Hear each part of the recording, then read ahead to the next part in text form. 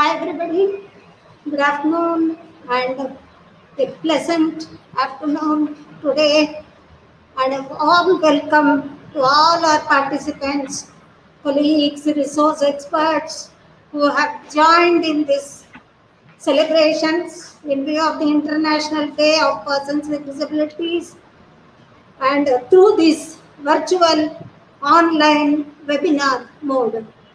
The regional center has the privilege and pleasure in welcoming each one of the participants. And now I have the pleasure to welcome our officer in charge, Dr. Shipriya R, who is holding the charge of this regional center. And Madam has 15 years of experience in the field of visual impairment combined with multiple disabilities. She is also a recipient of the prestigious Women Achiever Award in the year 2010. She has rendered services which has been benefited to so many persons with visual impairment and other disabilities. I once again welcome Dr. Shipriya Madam to present the welcome address on this occasion. Madam, please. Thank you so much, Kalyan. It was a pleasure to see that giving a very good introduction about us. Let me begin with the blessings of my Almighty. On behalf of the family members of National Institute for Empowerment of Persons with Disabilities Regional Center, Department of Empowerment of Persons with Disabilities, Ministry of Social Justice and Empowerment, Government of India, Regional Center Chennai, as officer in charge, I take the acclaimed privilege in welcoming all the dignitaries, resource persons, participants, parents, students, trainees, and professionals working in the field of disability for gathering with us on this auspicious day to commemorate the significance of International Day of Persons with Disabilities. We all know that the International Day of Personal Disabilities falls on 3rd of December each year with the aim of promoting empowerment and helping to create real opportunities for people with disabilities. Because of this, it enhances their own capabilities and supports them in setting their own priorities. Empowerment involves investing in people, in jobs, health, nutrition, education, and social protection. When people are empowered, they are better prepared to take advantage of opportunities and they become agents of change and can more readily embrace their civic responsibilities. Disability inclusion is a major factor we always take into consideration here. So, disability inclusion is essential condition to uphold the human rights, sustainable development, peace, and security. The commitment to realize the rights of persons with disabilities is not only a matter of justice; it is an investment in a common future. It has witnessed that our estimate of more than 1 billion people are living with disabilities worldwide face many barriers to inclusion in many key aspects of society. As a result, people with disabilities do not enjoy access to society on an equal basis with others, which includes areas of transportation, employment, and education, as well as social and political participation. So, the right to participate in public life is essential to create stable democracies, active citizenship, and reduce the inequalities in society. So, this is the continuation of this International Day for the Observance Day. The central theme for this observance for the day was declared by UNESCO for the year 2021 is building back better towards an inclusive, accessible, and sustainable post COVID 19 world by, for, and with people for persons with disabilities. We all know that this novel coronavirus, that is COVID 19 pandemic, and accompanying disease mitigation measures have taken an unprecedented global impact. Persons with disabilities are generally have more health oriented needs that others also have across, and their needs, which is interlinked with impairment, also need to have the quality for accessibility health. But we can, when the situation has come across, this has taken its own stand to see that how far it is getting access to them. So compared to persons with disabilities, persons without disabilities, the person with disabilities are more likely to have poor health condition. The person with disabilities living in the conflict zones, already they have to go with a lot of challenges. They are exacerbated with the threats to their own security, social marginalization, and negatively impacted nearly every facet of this life. So, what is necessary to stop this temporary barrier from becoming a long term regression is the commitment from all the sections of society, such as government, employers, educational institutions, healthcare providers, among others, and in countries and all over the world to continue the prioritizing the disability inclusion efforts. So, with this is a brief note about the significance of the day. I'm overwhelmed and exceedingly feeling proud in welcoming the youthful and positive minded social activities by INSOL Nature, the State Commissioner for Personal Disabilities, Director for Welfare of the Differently Able for Tamil Nadu, Sri Johnny Tom Varghese, IAS, for accepting our invitation and joining along with us in this noble event as Chief Guest of the Day. He is here with us to enlighten us with the Chief Guest address and to act as an epitome for the inclusion of Person with Disabilities initiative of our regional center, Chennai, by releasing the Framing of Rules, the Tamil Nadu Rights of Person with Disability Rules 2018 in Braille, that is solemnly printed out at our Braille Press unit. Once again, from the bottom of heart, we, the family members of NIEP Regional Center, welcome you, sir. Next, I would like to extend the heartfelt welcome to the resource persons of the day, Sri A.M. Venkatakrishnan sir, Advocate, International Attorney, Advocate, Supreme Court of India. Secondly, Dr. Shivaraman, Professor, Department of English, Presidency College, Chennai. And Sri G. Thagur, Research Officer, NIEPUD Regional Center, our internal faculty, who are here with us to share their expertise and novel on this day significance for paving the way for better inclusion aspects of personal disabilities. I would like to welcome also Sri Saravanan sir from Braille Press Coordinator, who is an internal person, who is here with us to brief about the activities of Regional Center Chennai. Next, I would like to welcome Sri C.C. Kasamini sir, Braille Shorthand Instructor and in charge of a training officer, who has been the course coordinator for this program, who's been the sole mind always with this for this such kind of programs and with initiatives, along with the supportive staff, Sri Harikrishnan sir, typing instructor. Next, I would also welcome the moderator for the program, Srimati Kalyani, senior stenographer here, and the technical team, Sri Pandirajan, Regional Braille Press, Mr. Dinesh Kumar, Office Assistant, and Mr. Mahime Raj, Warden, for serving as backbone of the event. Last but not the least, I would like to welcome all the family members of the RC Chennai and to make this journey a grand success. I would like to conclude with the words that inclusion is not to be observed as a compulsion, but as a need for the nation. I would like to thank you so much for giving this opportunity and hope the significance of the day can be deliberated on. Thank you.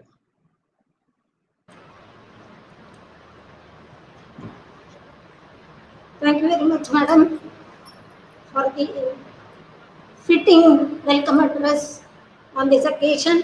And now I request Mr. C.C. Kasimani, our training officer in charge, vocational training unit, uh, to enlighten on the special guest, the Commissioner for Disabilities, and the resource persons, and present a brief on our resource persons also. Mr. Kasimani, please, sir. Thank you, Kalyani Madam. Most honored Chief Guest, State Commissioner for the Persons with Disabilities, respected Officer in Charge, NIEPVDRC Chennai, distinguished resource persons and participants of this webinar. On December 3rd, the International Day of Persons with Disabilities is being observed worldwide, started in 1992 with support from the United Nations.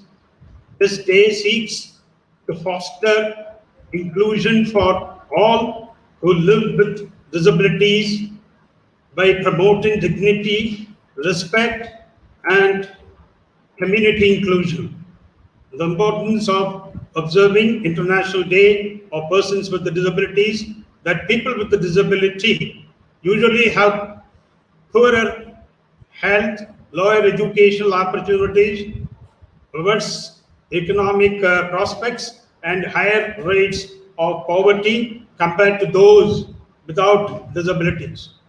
They can simply be considered as the world's largest minority, and the reason is certainly lack of services available to them. Even social factors affect their lifestyle.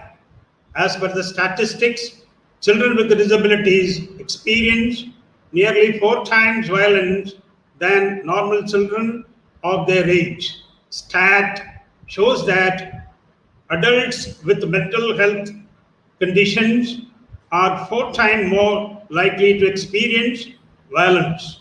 All this can be stopped provided the society doesn't take disability as a stigma or an aspect to discriminate, to eliminate ignorance about disability, and to raise awareness about the need for social support for disabled persons. The proclamation of the International Day of Persons with Disabilities was necessarily.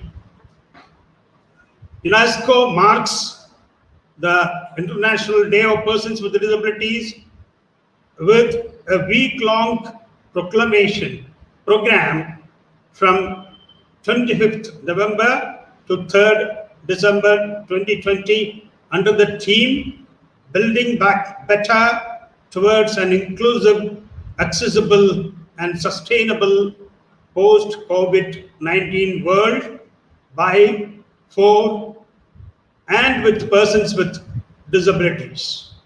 Now I use my privilege to introduce our most respected chief guest of the webinar, Sri John Tom Verghese, IAS, State Commissioner for the Persons with Disabilities and the Director for the Welfare of the Differently Abled, Government of Tamil Nadu, through John Tom Verghese, IAS, was a research associate with the Institute of Social Sciences in New Delhi before he joined Indian Administrative Services in the year 2014. He worked as an assistant collector of District of Erode in Tamil Nadu, as subdivisional magistrate and sub-collector of District of Kadalur, where he was in charge of law and order, land issues, land reforms, and general administration of the district. He was holding an additional charge as a project director and additional director of the Fisheries Department to diplomatically resolve fishing disputes between Sri Lankan and Tamil fishermen. In this capacity, he was in charge of the deep sea fishing scheme to launch newly developed fishing vessels for the fishermen of the Park Bay region.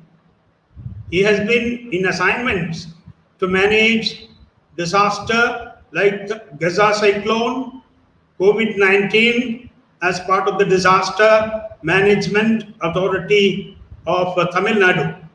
As a state commissioner for the persons with the disabilities, He deals with the welfare and rights of differently abled people.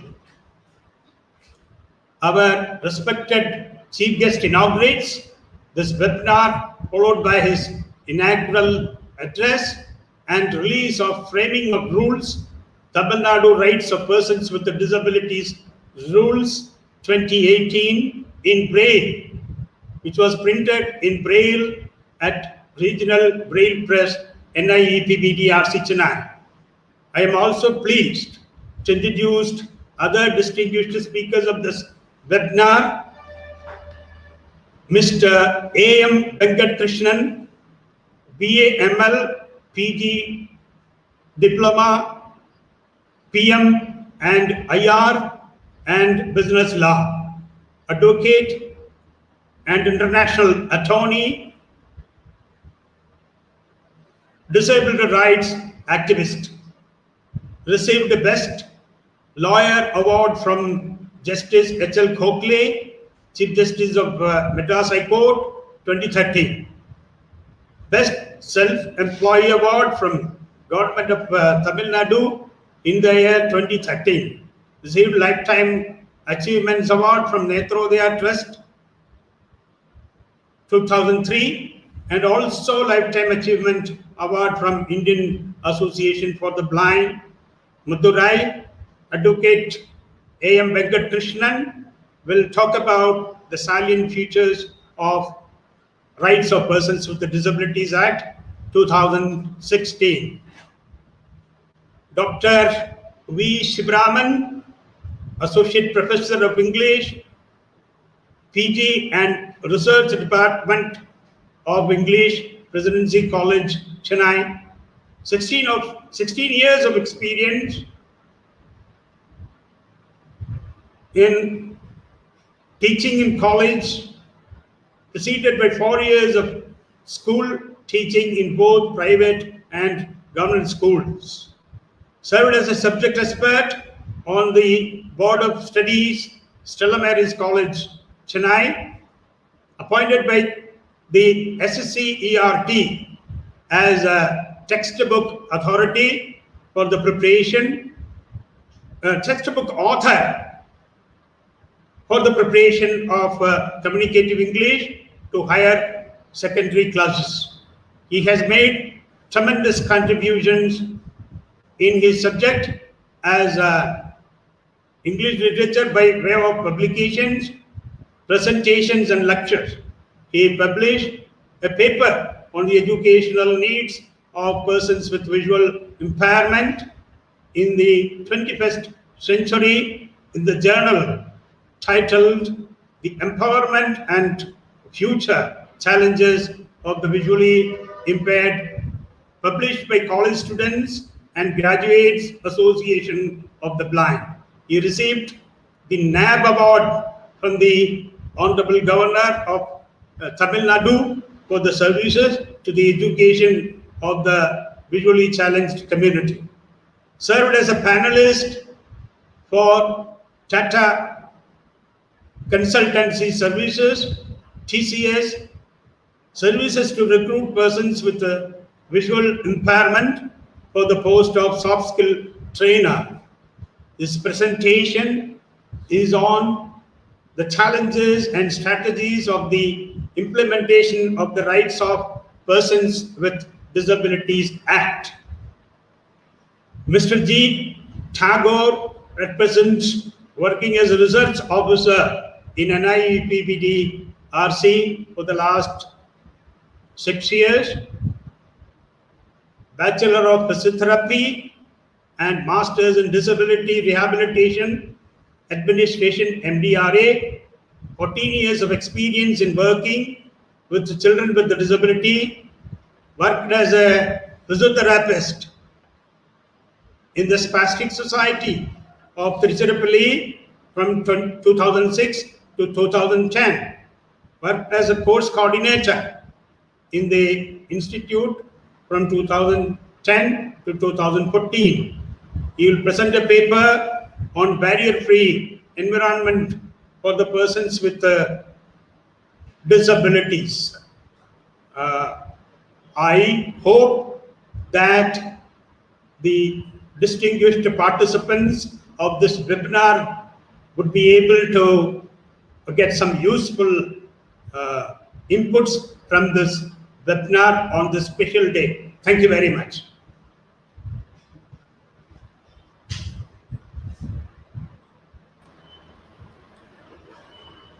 Thank you, Mr. Kasamani, for presenting the introduction session.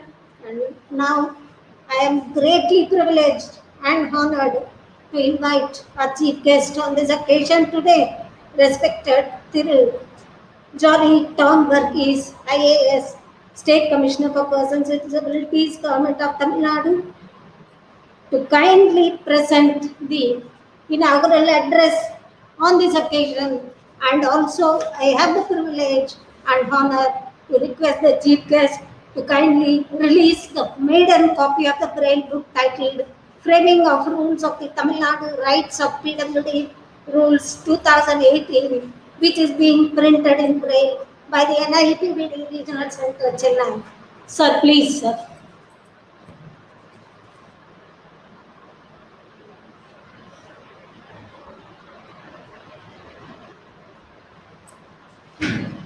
Central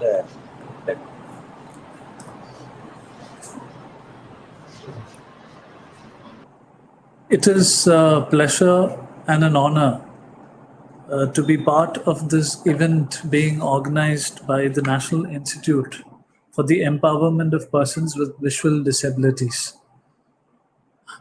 It is a pride of Tamil Nadu that we have institutions of such repute to not only advise the government but also be there for the needs of persons with visual disabilities in the southern region of this country and specifically in Tamil Nadu. Tamil Nadu, as you would be aware, is one of the key states in the country which progressively looks at the issues of differently abled populace in general and also helps and also takes advice from institutions such as yours to move forward the cause of differently abled people across this country. It is not a surprising thing that often the country itself look forward to states like Tamil Nadu for leadership when it comes to matters of differently abled populace. I am very happy to be present here at this occasion of the International Day for Persons with Disabilities. I am fondly remembering the time last year when we had a grand festival of sorts where children from across districts in Tamil Nadu were invited to come to Chennai. We were able to take them for different rides in the metro railway station, in the metro rail. We took them to a theater.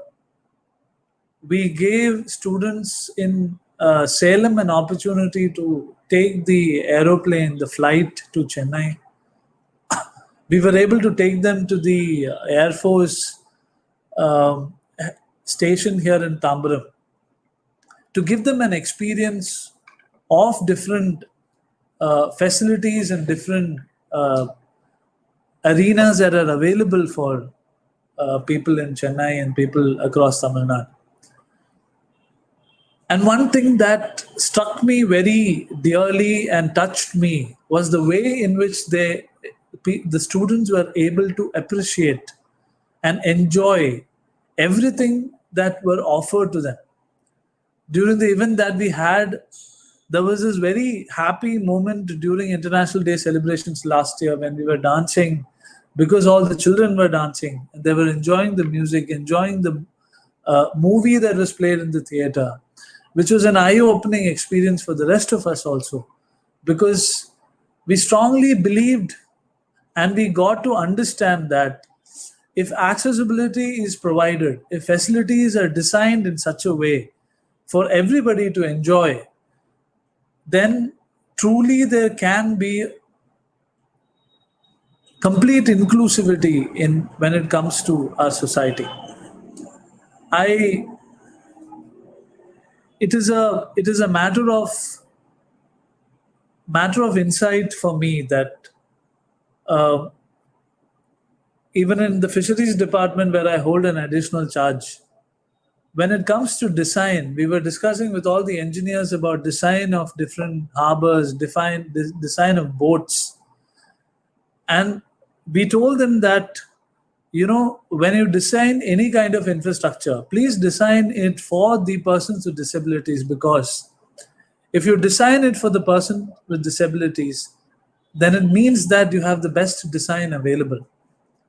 If it's inclusive of a person with disability, then it means that it is considered all sorts of situations. You have done a proper situational analysis and then you have included all that in the design, which means that universal design, which is inclusive, which is accessible, is the best design for all kinds of people.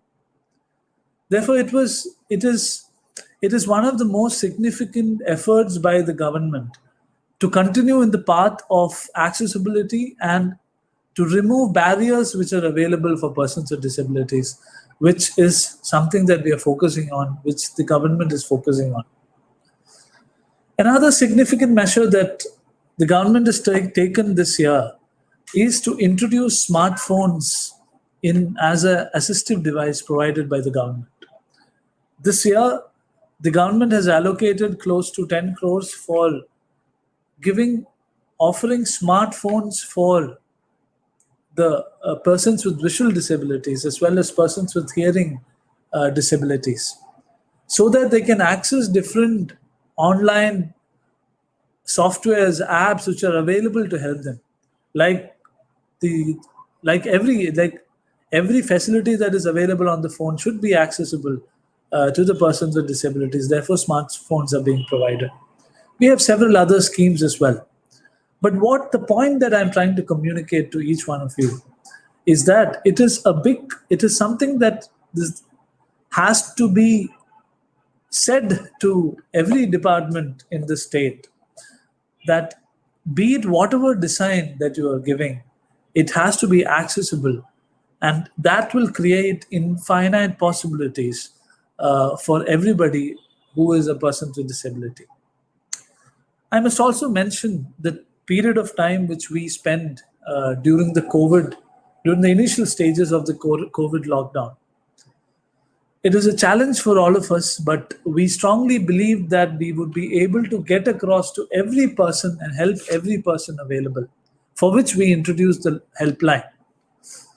Last week, we got a call from the Karnataka government. We got a call from Delhi as well, to follow the same model of helpline that we were providing, which is available and accessible for all kinds of persons with disabilities. And therefore, this helpline is a model which can be followed everywhere. We were able to give food, deliver medicines in person, door to door, for over 80,000 families in Tamil Nadu, where a person with disability is available. You make a call and the service is delivered. What the COVID provided is the data regarding where people are, the exact whereabouts of persons with disabilities across Tamil Nadu, which is not available in a digital forum. I hope and I believe that the state has to get into a targeted form of service delivery to a person with disabilities. It is not that they should each time apply for it, get it, but the state should be able to provide it by reaching across to them. We have so many forums available, so many online technological solutions available, which has to be accessed. Therefore, there are a lot of schemes and projects that are available where we would like to partner with institutions like yours, so that the best available technology is available for a person with disabilities. This year, very happily, we were able to associate ourselves with two students who cleared the UPSC examinations and got into the civil service examinations, Purna Sundari and Bala Nagendran. We try to associate with them to understand the cause of students who need help. And therefore, we were able to provide them with certain kind of technological solutions as well, some Braille reader. Association with people who have succeeded, and also institutions like yours and organizations who work in the field, associations who work in the field, is important for this department to grow. And therefore, we are open to all kinds of associations, to every viewer who is available here. If you have suggestions, please, we welcome it. And we would like to partner with you for developing and to improve the life of persons with disabilities. With this, I would like to conclude the speech, conclude the initial address.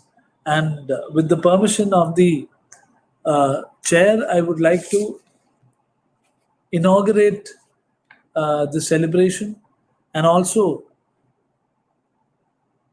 present before this gathering the Braille version of Framing of Rules of the Tamil Nadu Rights of Persons with Disabilities 2018. Shall I continue to release it? The chair. Sir, we request you to do that, sir. Please. You can go on, sir.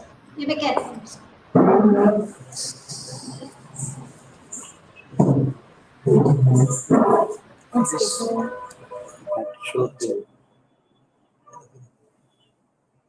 This is the Braille version of the rules of Tamil Nadu Rights of Persons with Disabilities Act. I would like to present it to all the participants of this event. Thank you very much. Sir, a little closer, please, sir. Yeah.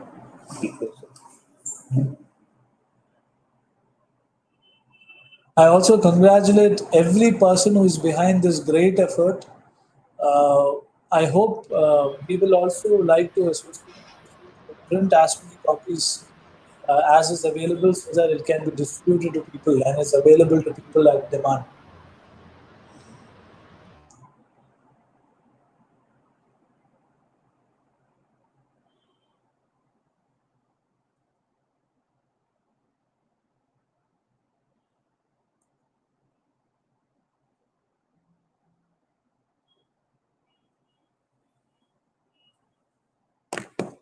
Thank you.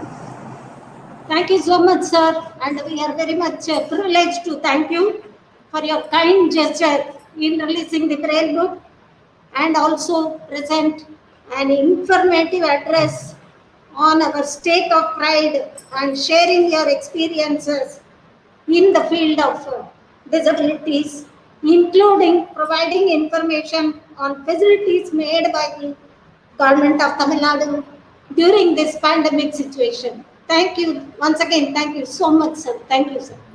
Thank you very much.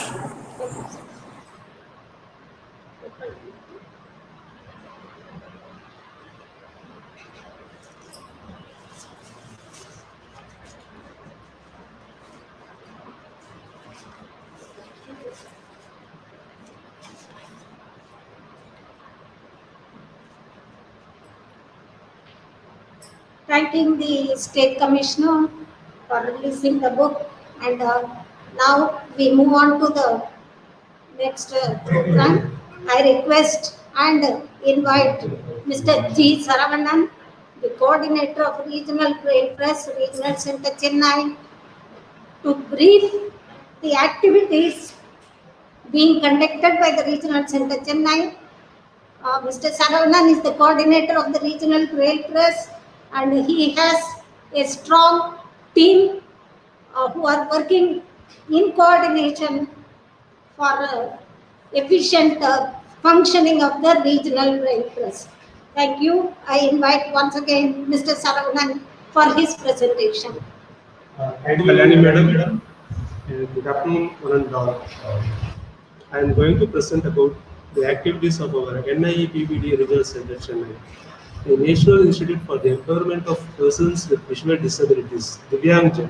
Dehradun is a premier organization providing services to persons with visual impairment in the country, focusing in the area of education and rehabilitation.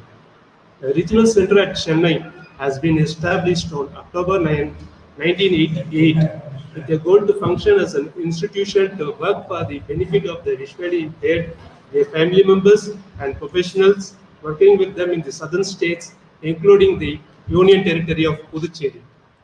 The very important activities of the regional center is the human resource development, under which the long-term program is B.Ed special education for the visual impairment for 2 years, and a diploma, that is D.Ed special education for the visual impairment for 2 years, and B.Ed special education for the visual impairment for distance mode 2.5 years, and conduct of short-term training programs from 1 day to 2 weeks on issues related to the visual impairment and rehabilitation for a range of personnel in this field.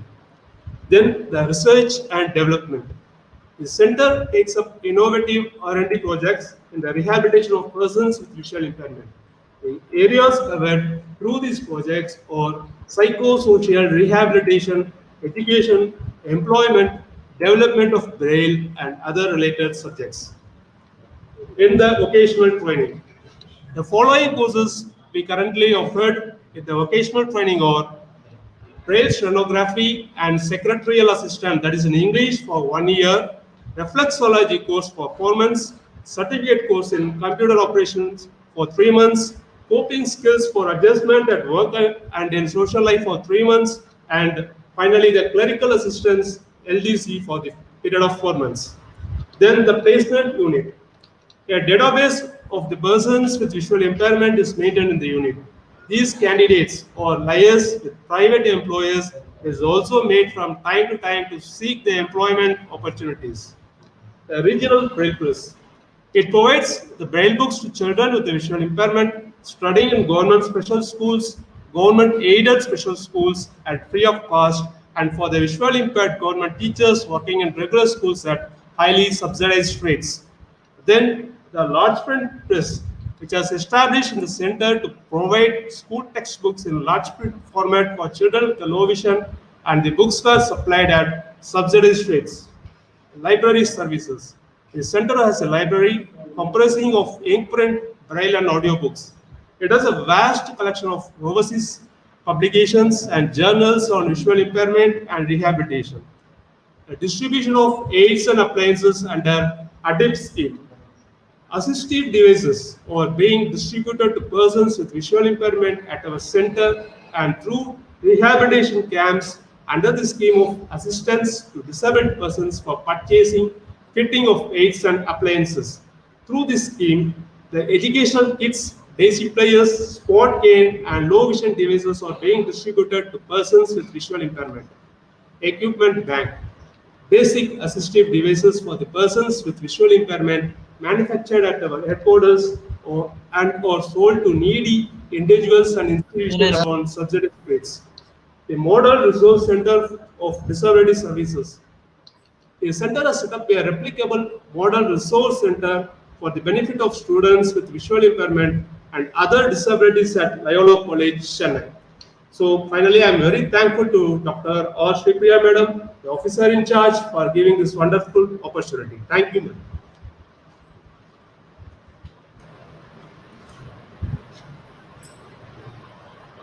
Thank you, Mr. Sabadan sir, for presenting a brief on the activities of RC Chennai.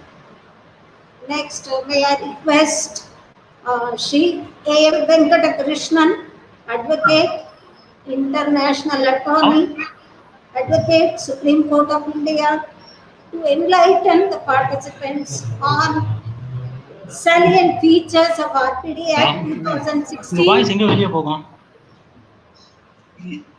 and its benefits to the persons with disabilities. Before handing over, I would like to introduce the speaker to the participants. Hello, are you able to hear me? Sir, yes, sir. Good evening, and Video. thank you all for giving me this wonderful opportunity Sir, to video be on. midst of you. Hello, Sir, video வரல sir. Video. Video வரலையா? ஒரே நிமிஷம். Okay.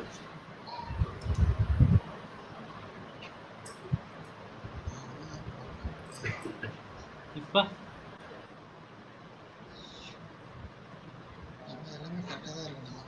இங்க video settings எல்லாமே கரெக்டா தான் இருக்கே. Video on, sir. எங்க நீங்க தெரியுறீங்களே. உங்கள்ட்ட வரல sir.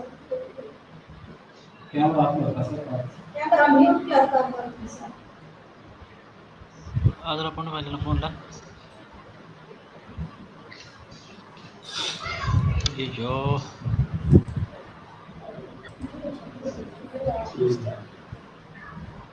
Audio கேக்குதா? Audio கேக்குதா? Audio. Audio கேக்குதா? வருதா? வரும் வீடியோ தெரியுது. ஹலோ Sir, சொல்லுங்க sir. சார், இப்ப வீடியோ தெரியுதா? இல்ல sir. Hello Sir, video Hello. on, sir. Hello. Camera on. Sir, கேக்குதா sir? அதா பண்ணு, இதா பண்ணு. மொபைல் அது வேணாம் ஆயிரம் அது அவன் தான் சரி பண்றான். இல்ல இதை ஆஃப் பண்ண. ஆஃப் பண்ண. வாய்ஸ் தான் இது ஒன்று. Sir, இப்ப video வருது sir. Yes. Hello Yes sir. கேக்குதா? எழுத சொல்லுங்க சார். Hello sir.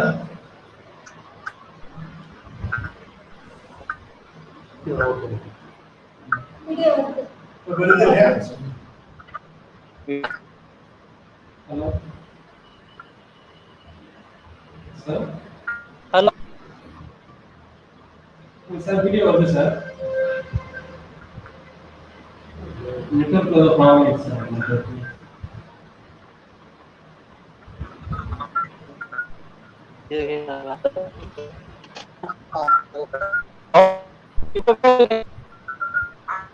Audio பண்ணி சொல்லுங்க. பேசுங்க. ஒண்ணு கரெக்டா?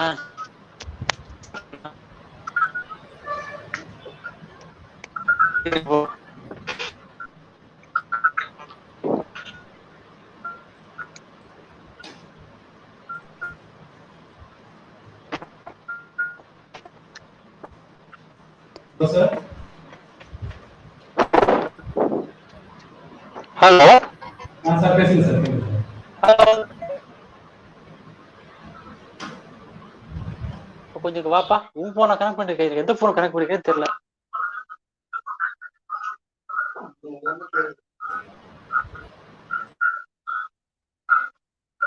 அதுதான் கனெக்ட் ஆகிருக்கு பேசு.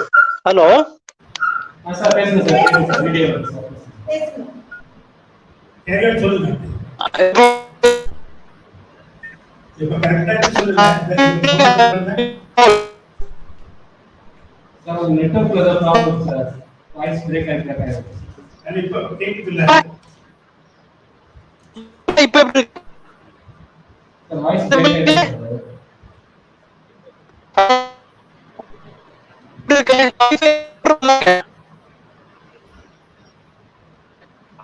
கேக்குதா? Sir, கேக்குது sir. Voice break ஆயிருக்கு.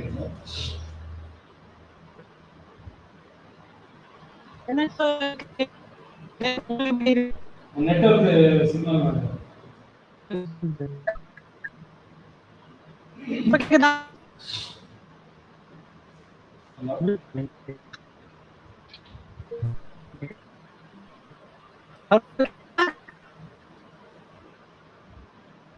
Hello sir.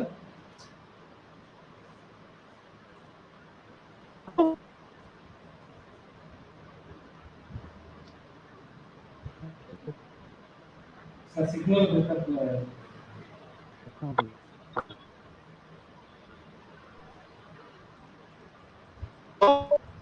Hello sir.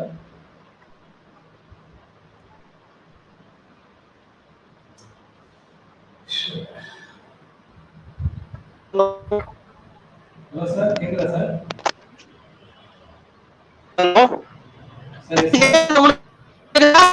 Voice break ஆகுது.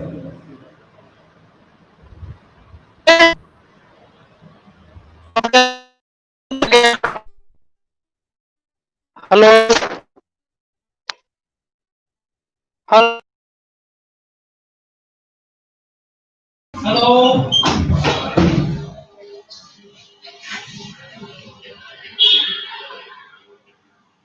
Hello sir. Sir Venkatesan sir.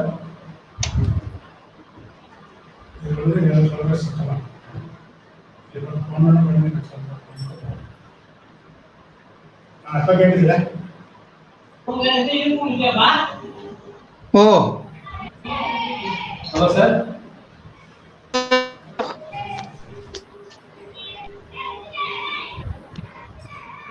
இது சார் இப்ப கேக்குது சார், பேசுங்க. கேக்குது இப்ப கேக்குது பேசுங்க.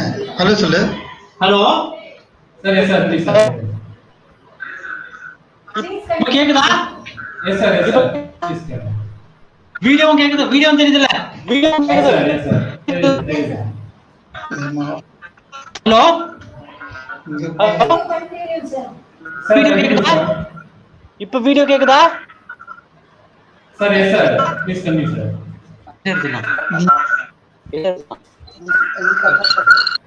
மொபைல் தான் விட்டாரு. Hello sir yes sir. இப்ப பேச ஆரம்பிக்கலாமா? Yes sir yes sir please பேச ஆரம்பிக்கலாமா?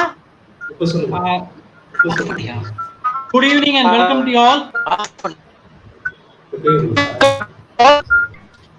And and let us move from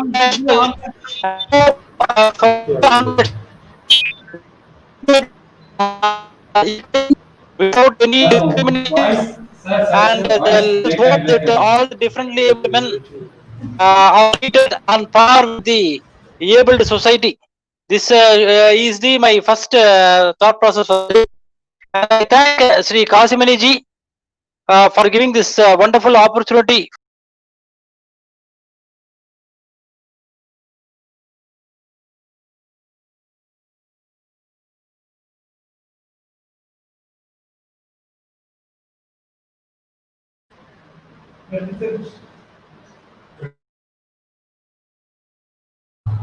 hello sir.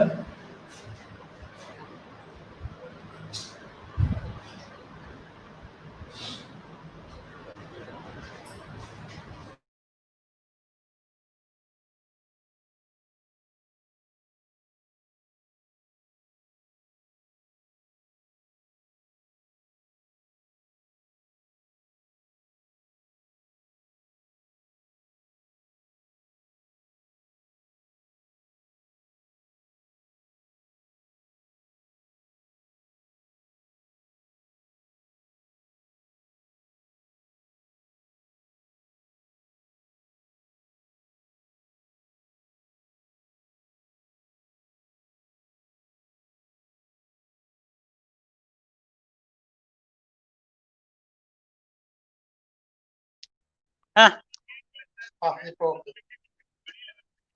இல்ல இப்ப உள்ள இருக்கேன்.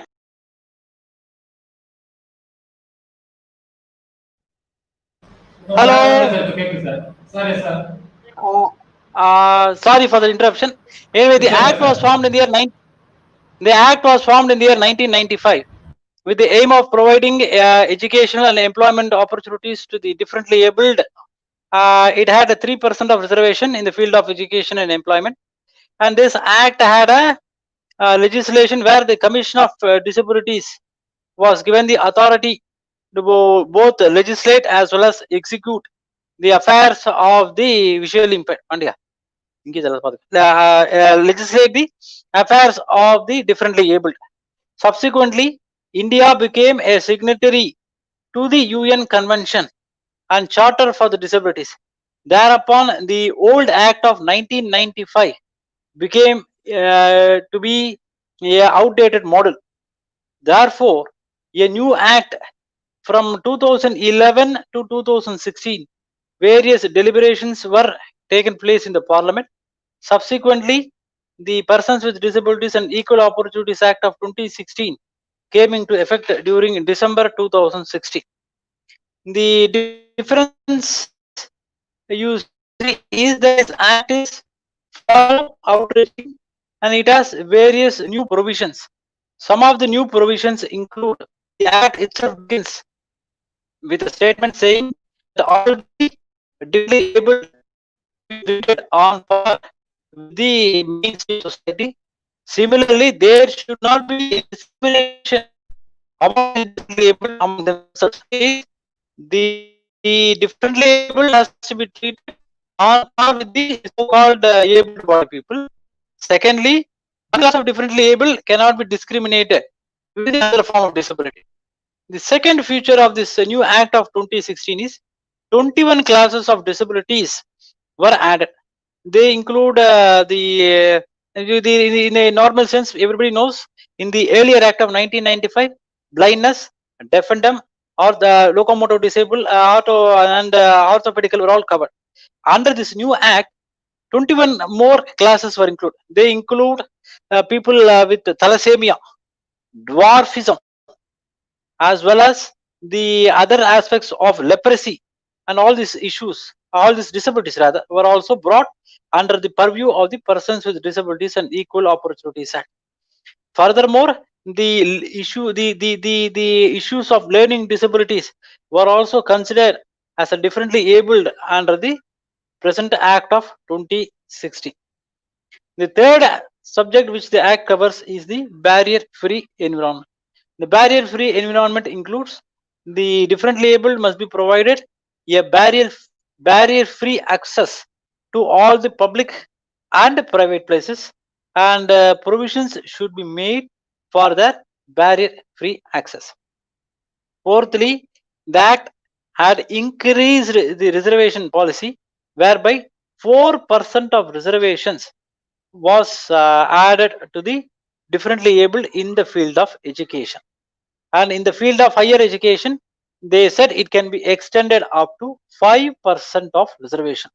That is, 4% reservation is mandatory, and in the higher education alone, they should consider it making as 5%.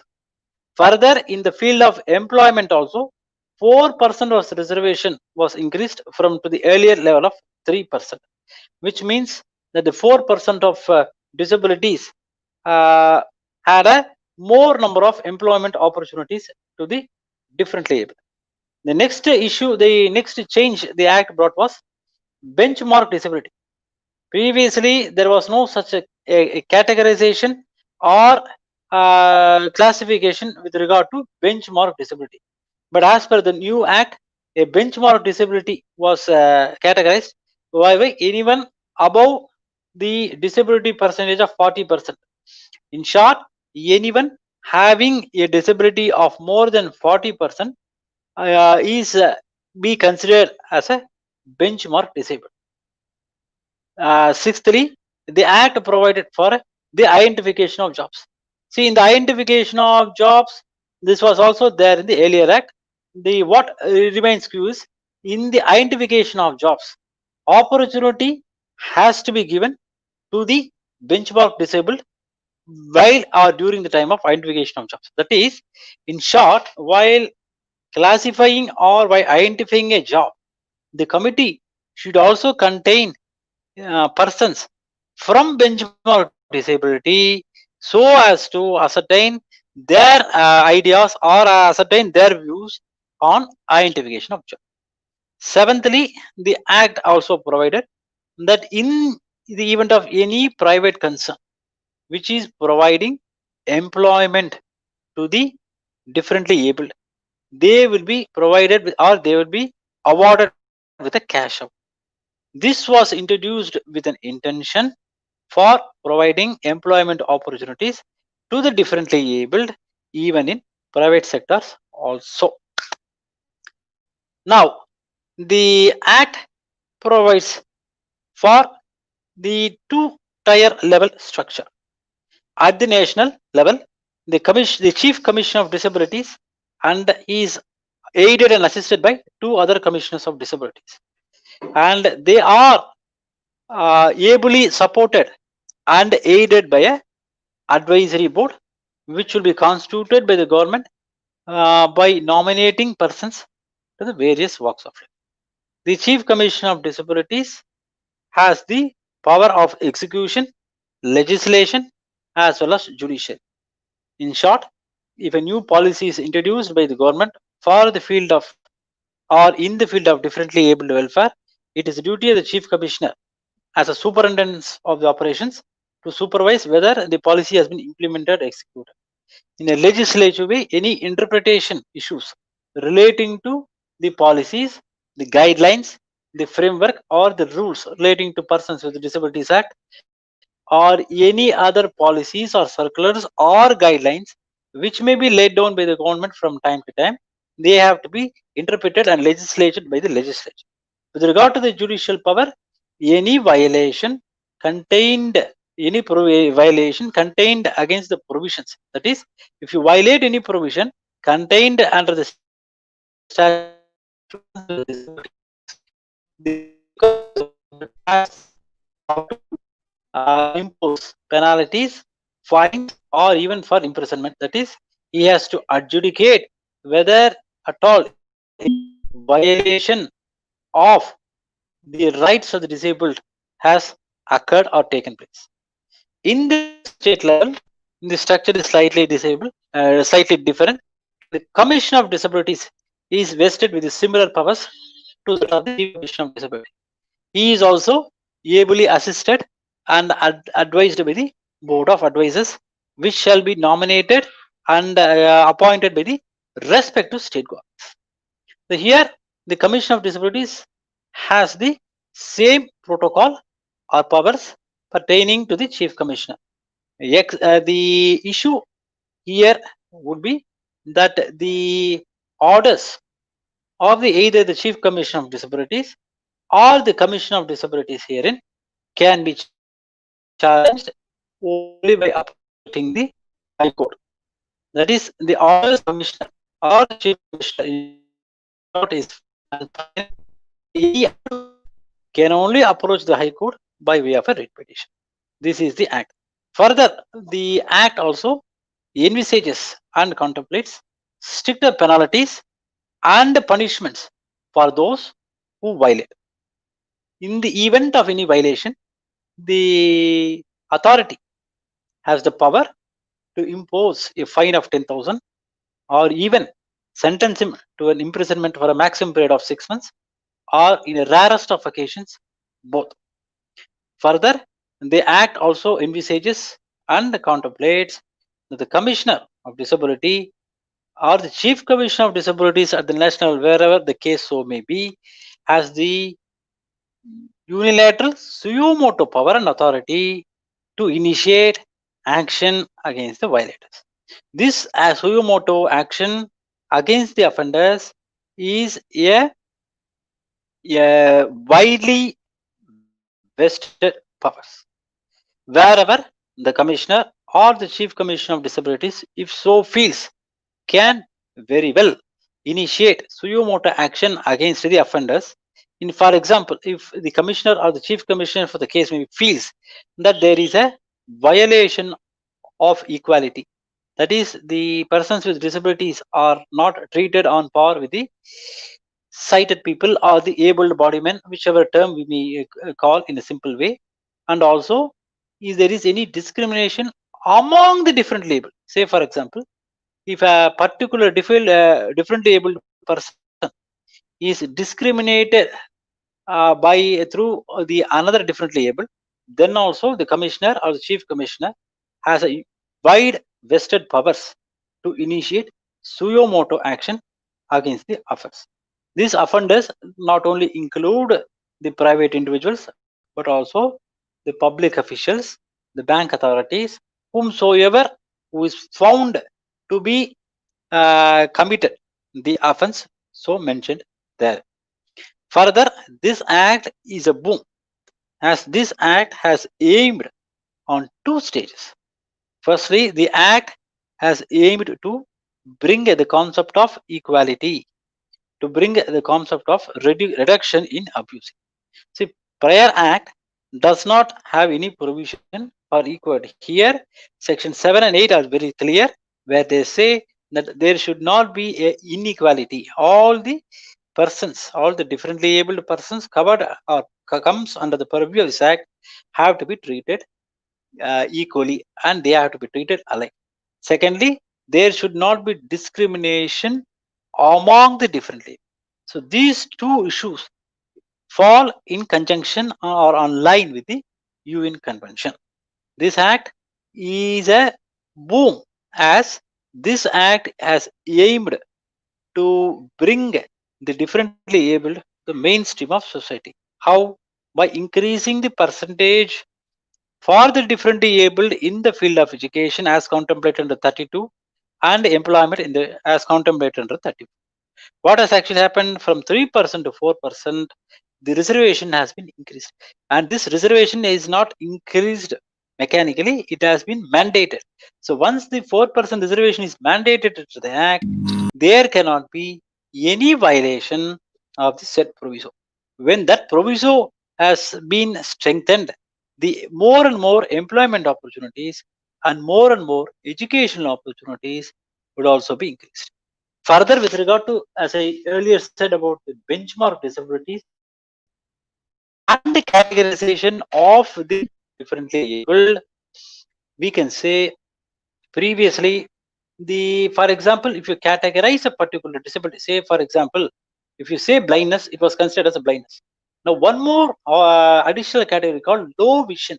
There's one more categories. So in all these 21 disability sectors which I earlier named, there's new categories have been included, by which more and more identification of jobs are made, as well as more and more identification of new educational avenues or new areas in which the differently abled can have an educational opportunity is enhanced and increased, by which in future we can see more and more differently abled coming to the mainstream of professions such as medicine and engineering. Furthermore, this act has also aimed to improve the employment of the differently abled in private sector also. How? By section 35 provides that there shall be a cash incentive for those who provide employment opportunities to the differently abled. This is another example, because as on date, the both the public sectors as well as the private sectors, that is in the state and central government, are now slowly trying to regularize their sort of duties by giving more and more opportunities to the private individuals. When such a thing happens, naturally everyone will have a fear or feeling that when more and more corporates or private entities are brought to the government jobs, are we going to lose jobs? No. What this is going to do is, by way of providing this cash incentive, we can expect more and more differently abled being employed in private sectors in the near future. Similarly, with regard to the benchmark disability, now 40% is the class, so which has benefit, which is going to be benefited, rather I'm going to say like, which is going to be benefiting the differently abled in future. As on days, the number of differently abled people rather becoming differently able is changing. How I say changing, in a sense that previously people becoming a physically challenged by birth would have been more or was more. Nowadays, due to this rash and negligent driving and accidents, more and more people becoming differently abled at a very later stage is increasing. So this 40% of benchmark disability categorization will be a boom to all those who have a 40% of different labor. Furthermore, in the identification of jobs also, since the a person from the benchmark disability has to be included in the committee, therefore the people trying to get into new avenues or new areas is going to be a dream come reality in near future. As I earlier said, we can find many people in new avenues and in new areas, which is going to be a real boom for the differently able. Now coming back to the, I have spoken all about the positive aspects of these persons with disabilities. Now the next question will be, what are all the things that are not covered under the persons with disabilities? Any private right or any right between two individuals, they cover under the same old existing laws. To put it in a very simple way, if you are having any property dispute with your brother or sister, that differently able has to approach only the primitive laws, that is the laws which are already existing. Say for example, the laws relating to property disputes. Similarly, any dispute between two individuals which is criminality in nature. Say for example, a person is blind, taking advantage of his blindness, some other person cheats and robs of his money. Then the Persons with Disabilities Act would not come under the purview. Only the existing penal laws, the Indian Penal Code, would only be a factor. Now these aspects have to be brought under the purview of the because the differently able has always have a slightest disadvantage of his mobility during the times of emergencies. So when the Commission of Disabilities or the Chief Commission of Disabilities is vested with more powers, rights to deal with disputes relating to different varieties. Saying you can the commission can have time to deal with all things. At least suppose if a differently abled is been cheated or is been robbed or is been denied his property right, issues can be determined by the Commission of Disabilities because this will not only save his time but also he can have a quicker and speedy remedy. And number three, the Commission of Disabilities being the ex officio who understands the difficulties of the physically challenged can handle the problem in a more empathy and in a sympathetic manner with the human values and touches. So that is what we are expecting. The government should amend the laws in such a way any difficulties faced by the differently able should be handled by the Commission of Disabilities in future. And let us hope that all the issues relating to differently abled are resolved and they are treated on par with the mainstream society without any discrimination. Because again I reiterate in all my meetings, sensitization of the needs of the differently abled is the utmost need of the day, and it should not be made out of compulsion, it should be made out of understanding. And therefore on behalf of this platform, I request everyone to understand and be sensitized about the situation and needs of the differently able at large. And I want to give an opportunity to everyone, those who want to have any questions with me to ask relating to this PWD Act. I want to give some 5 minutes time, enabling all of you to go at it and ask any clarifications. Thank you.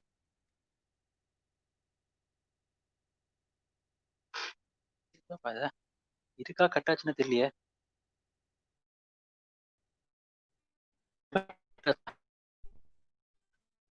Hello. Sir, 2 minutes we will Hello. wait for questions, sir. For 2 minutes we Yes, will yes, yes. wait for questions. Then Yeah. we'll do that. Ready. Yeah. Yes. Yes. At present we are not having any questions. Okay.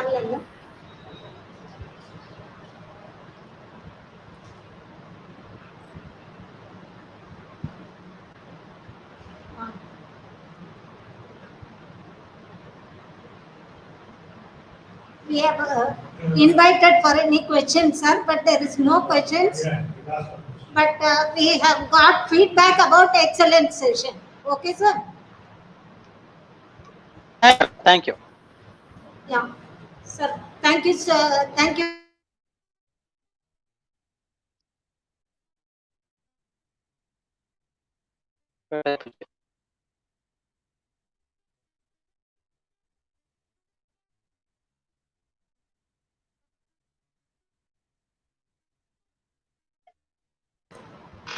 Sir, thank you so much for your informative session on the Act and its provisions, non-provisions, and the sensitization required, which will be useful, very useful in fact, for our participants.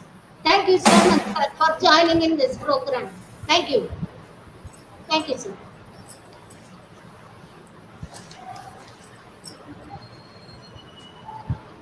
Uh, Next, may I request Dr. V. Shivaraman, Associate Professor of English, PG and Research Department of English, Presidency College, Chennai, for presenting a session on challenges and strategies of the implementation of RPWD Act.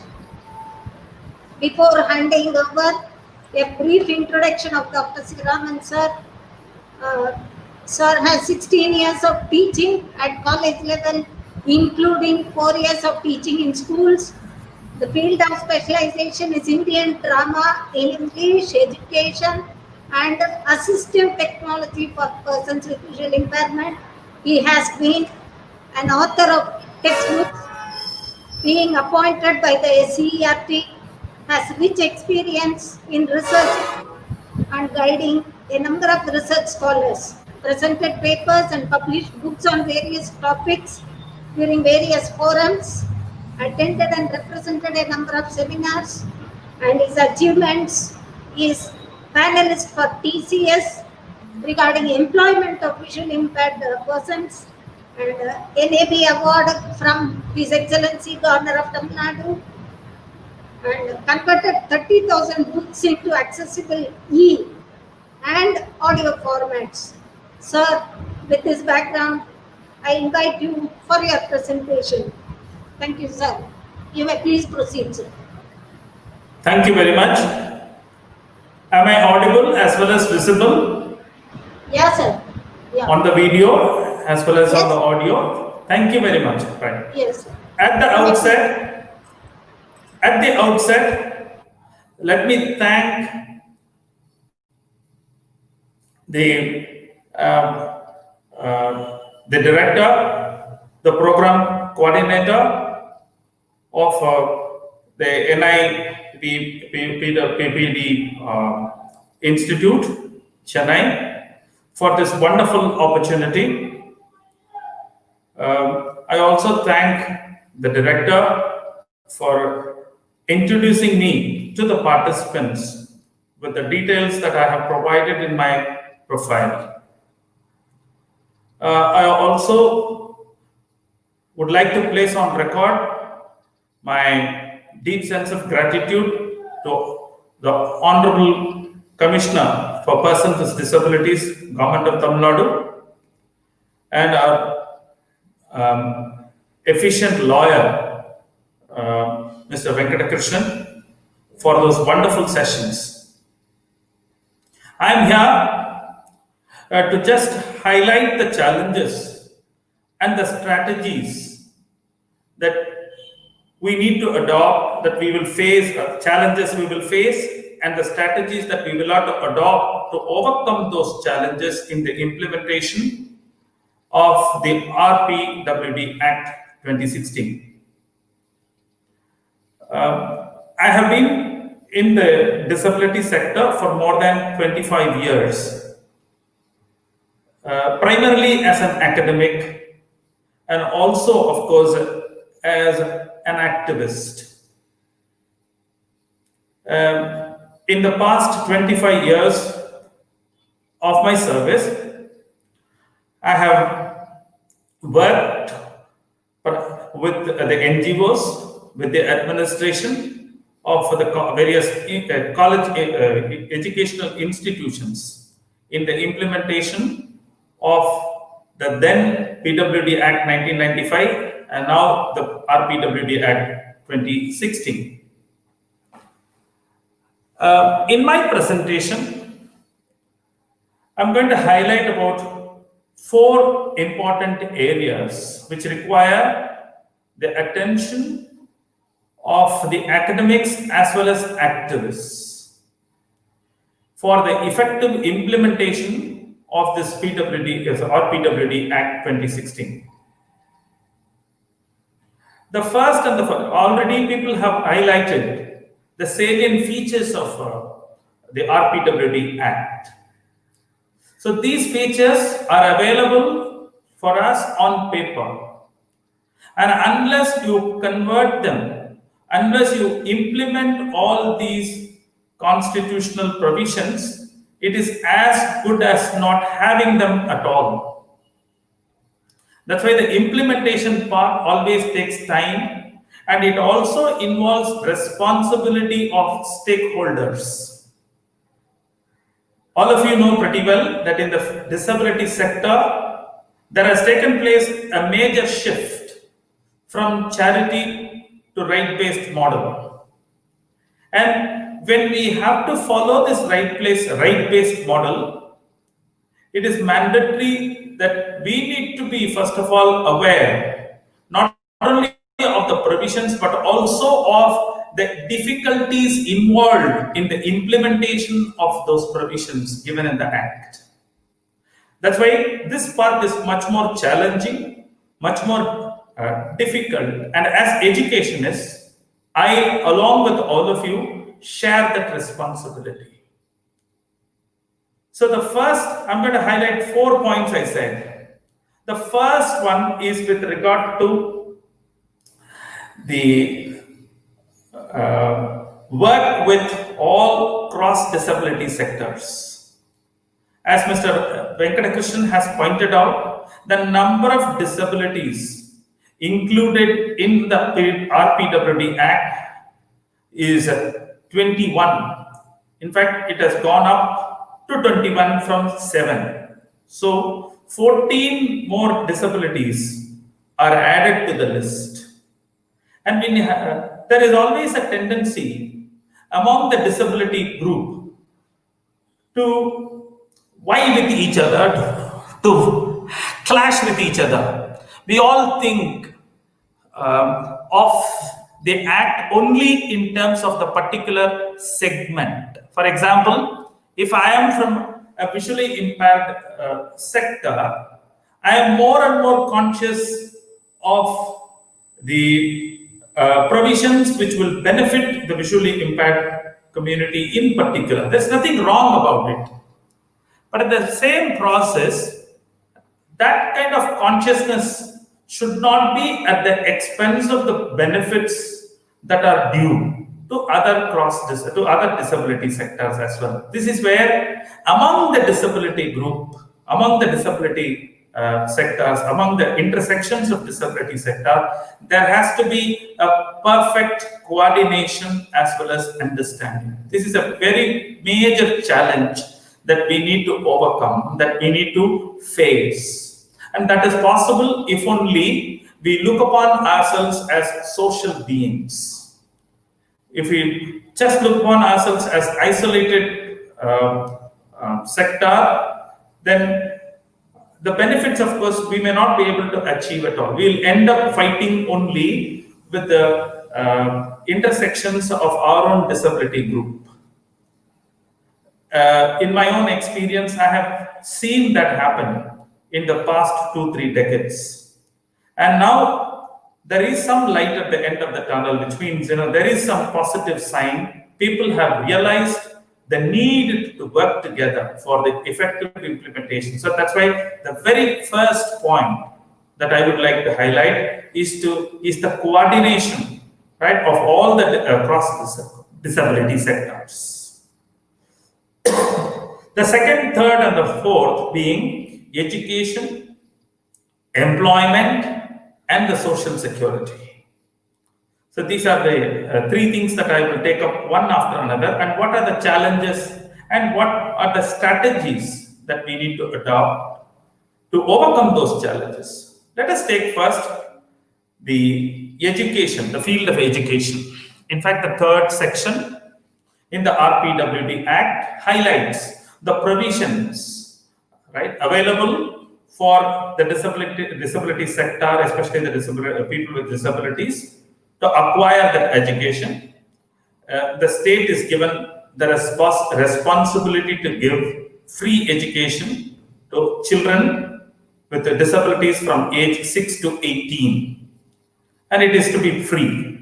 And they have also gone on record to say that it is only inclusive education. That is where the challenge is faced. We have people, we have the sector called the special education sector. Our institute, of course, runs a B.Ed course, right, for the in special education, right. So we need to work hard to integrate or to make the B.Ed or the training program here inclusive enough, so much so that anybody who undergoes the B.Ed program, right, anybody who undergoes the B.Ed program will become well equipped to handle children with disabilities in any classroom. Unfortunately, that particular part has not been worked out. On paper, it is all said inclusive education. And in order for us to achieve that inclusive education, much preparatory work has to be done. Unfortunately, that preparatory work has not been done at all because not many people are even aware of it.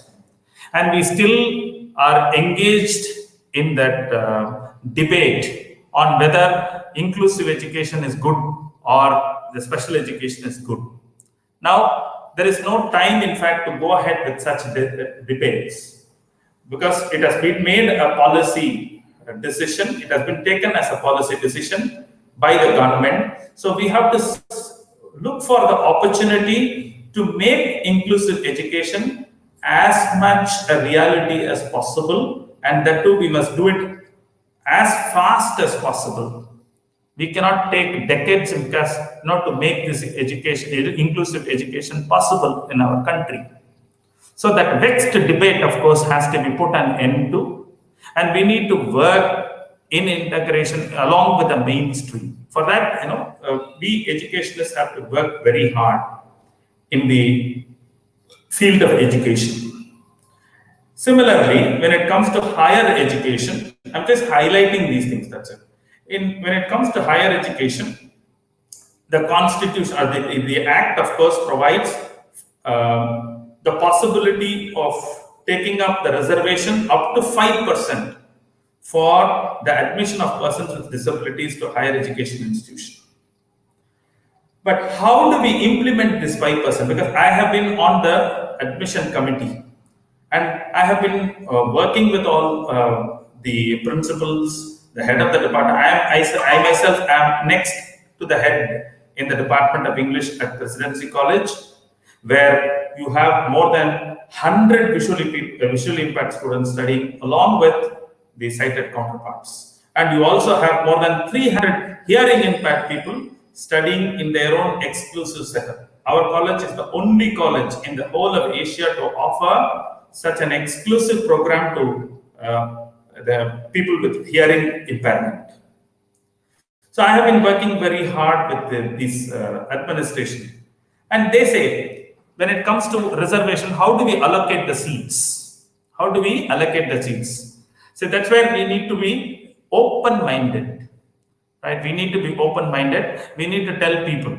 Last year, I'll just give you an example. Last year, there came a couple of years ago, there came a candidate. He had 45% of disability, visual impairment. So that is the benchmark disability being 40% as provided in the RPD Act. And he wanted mathematics. The head of the Department of Mathematics expressed her own hesitation. She said, a person with visual impairment cannot do mathematics. Person with visual impairment, of course, cannot get to know the diagrams and all that. I said, the apparatus are available, and the Constitution or the Act itself, of course, makes provision, makes it mandatory on the part of the institutions to make such things accessible to people with visual impairment. I said, where do we have the finance? Where do we have the resources? She asked. I said, let us not wait for that, madam, because there is plenty of opportunity to work even with the NGOs. So that is how we need to convince them. If we merely go by the penal laws, they will not be convinced. So this is the strategy that we need to adopt as academics as well as activists. So we need to impress upon them the need to implement that act, and we also have to cooperate with them to make that implementation possible. How is it? We'll have to provide them with various plans, strategies to implement those provisions. So that's the primary duty. And then I move on to the third sector. So the third sector, of course, is employment. Education has to be followed by employment. All of us know very well.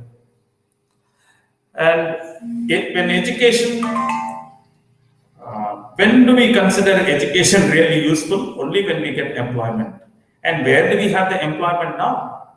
It is only in public sector. The RPWD Act, I'm connecting it with the previous speech, and I would like to, in fact, congratulate the organizers for sequencing the events so well.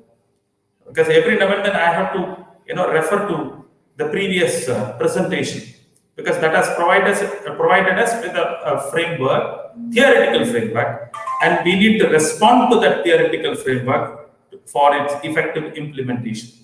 So, Mr. Venkatakrishnan has gone on record saying that there is opportunity, there is employment opportunity in the private sector as well for persons with disabilities. And those who offer the employment opportunity to PWDs will be given cash incentive. And this kind of provision, of course, will increase the employment opportunities of persons with disabilities. It looks really rosy. It looks really pleasant. It is so nice, of course, to listen to those provisions. But how do we implement it? This is the challenge. If I'm right, our own institution, the then NIVH, now National Institute for our institute, I think trying to organize a workshop with the National Skill Development Corporation. And when they visited our institution a couple of years ago, or just a year ago, if I'm right, not even a single program of theirs has been made accessible to persons with visual impairment. This is the primary challenge. You must have noticed it. Our own employee here, officer, Mr. Tagore knows it very well. This was conducted just a year ago and even a couple of years ago as well. And when they came here, none of their programs, of course, could be accessible to persons with visual impairment. So this is where our responsibility lies. We need to work with the National Skill Development Corporation to make their programs accessible. The provision is there, but how do we implement it?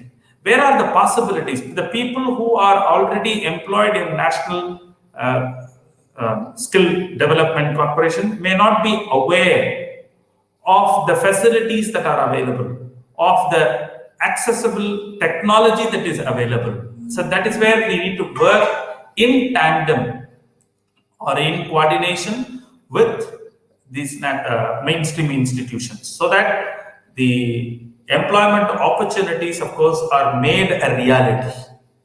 They are made possible only on paper. When it comes to practice, we all know how not even 10% of what is given in the act, of course, is implemented.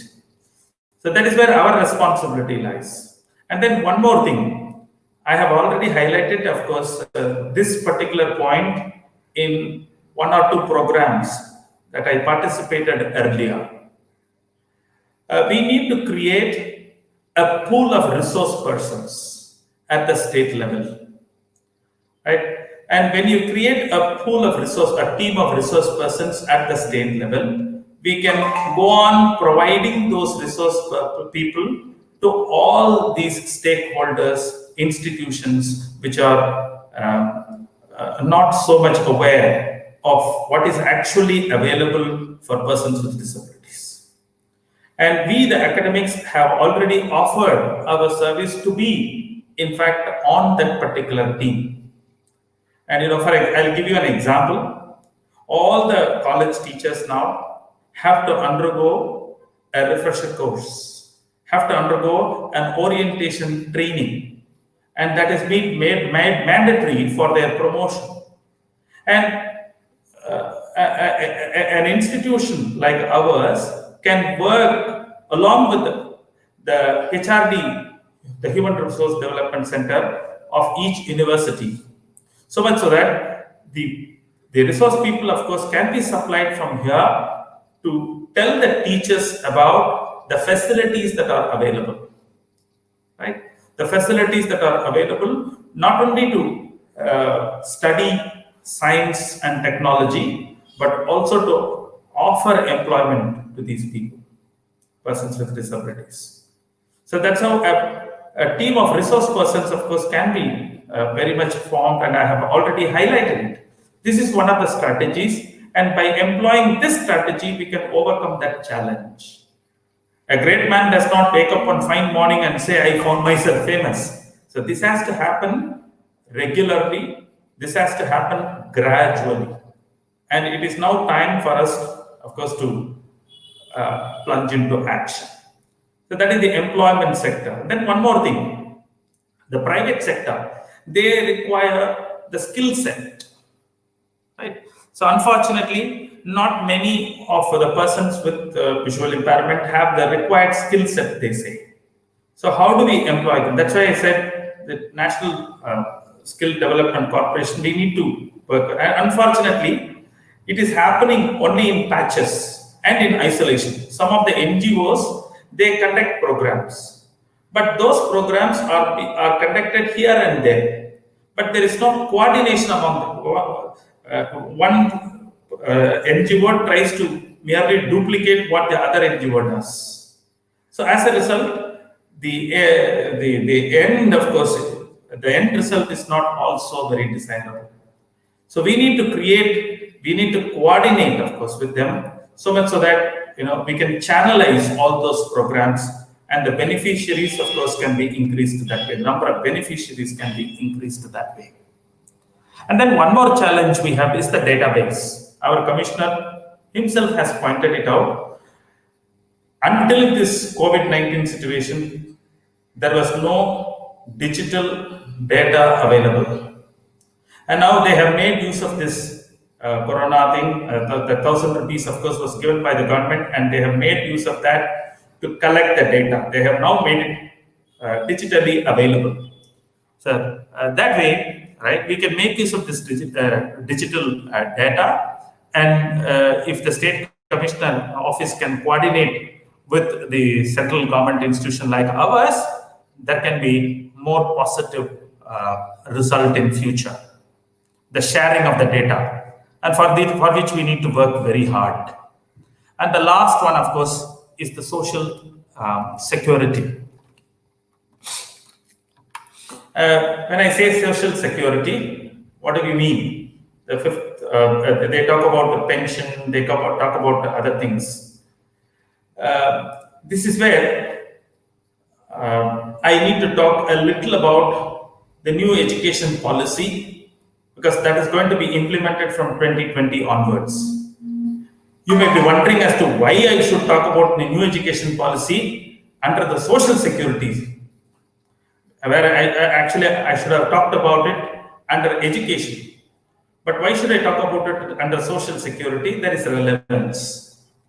See, the new education policy has made private institutions also responsible for the education of persons with disabilities. So how do we work with them? And the funds to these state-run institutions, of course, will not be that much high in future.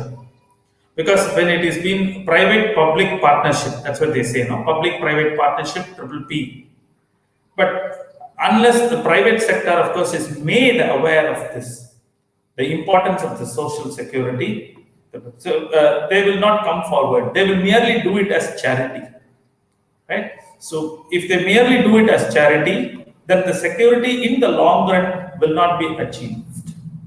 And that's why we need to work hard, right, to make our RPWD Act work in tandem or implement in tandem with the new educational policy or any educational policy that comes off. I can give you one more thing. There is provision in the RPWD Act for farming that is to be done by persons with disabilities. Right? But how are we going to respond to the new amendments that have now come recently? Right? And that's why we need to update ourselves, right, about the new act. And whenever there comes a new act, we must see how far it is in congruity with the RPWD Act. Whether it is educational policy or whether it is the Farmers Act, right? So we need to see wherever that act comes, whichever new amendment comes, we need to work in tandem or in spirit, of course, with the RPWD Act. I'll just end on one positive note here. Just about 3 or 4 months ago, the the government of India wanted to amend the penal section in the RPWD Act. That was, I think, in July, if I'm right. And they gave improving the sentiment of the industrialists as the reason for it. But we all worked in unity to impress upon the government of India the need for the existence as well as the continuance of that penal act in the RPWD Act. Mr. Venkatakrishnan highlighted it very well. Fine of minimum rupees 10,000 up to 6 months of imprisonment, and in the rarest of case, of course, it can be even both.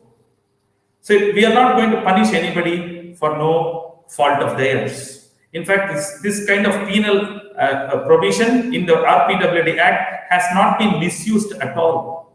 Then there is no need, in fact, to make any such amendment, right, to the extent of even tampering with the spirit of Disability Act. And all the organizations, NGOs worked together and they all prepared the draft. Thanks to online technology, we were in the middle of the COVID-19 lockdown then. We could conduct a lot of online workshops using the Zoom platform, the Google Meet platform. We could bring people together, we could work it out, we could draft it out, and at last that particular move was abandoned by the government of India. So that's precisely what I mean when I say whenever there comes a new act, we must see how well that act, of course, can be coordinated, can be made to work in tune with the RPWD Act. That's why we need to update ourselves, for which periodical workshops, discussions, awareness programs have to be conducted by institutions like ours. And on the 3rd of December, the World International Day for Persons with Disabilities, you have chosen such an important topic, and it is not merely to stop with it is not to be stopped only with such initiatives. It is to be looked upon as a beginning of what can be called a continuous act. And as an academic as well as an activist, I offer my service to your institution to work for the betterment of the disability sector. And I also thank you for this opportunity. Thank you very much.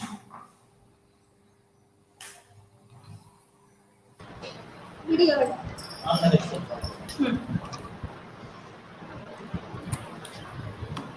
I hope I have not exceeded the limit, the time limit. I started around 3:40. Sir, you are absolutely within the time limit, sir. Yeah. Dr. Sikaraman, sir, thank you so much for your informative session. And you have mentioned a lot of valuable points to create a team of resource persons for future needs of PWDs, collaborative programs with HRD departments, and digital database availability, social security, and the dire need to plunge into action. All these valuable points you have mentioned in your session. Thank you very much for your informative session, which will be, we hope our participants will have valuable inputs from this session. So we have requested for some questioning session. Just 2 minutes we will wait, sir. Then Oh, we thank can, you. yeah, please, sir. Amit,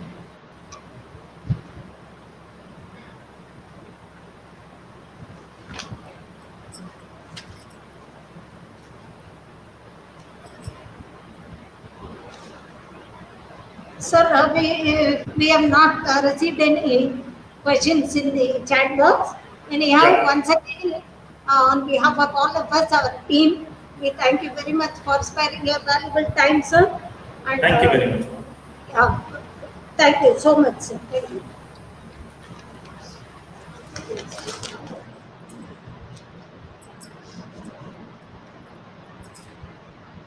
Now I request our research officer, RC Chennai, Shriji Thakur, to lead the session on barrier-free environment for PWDs.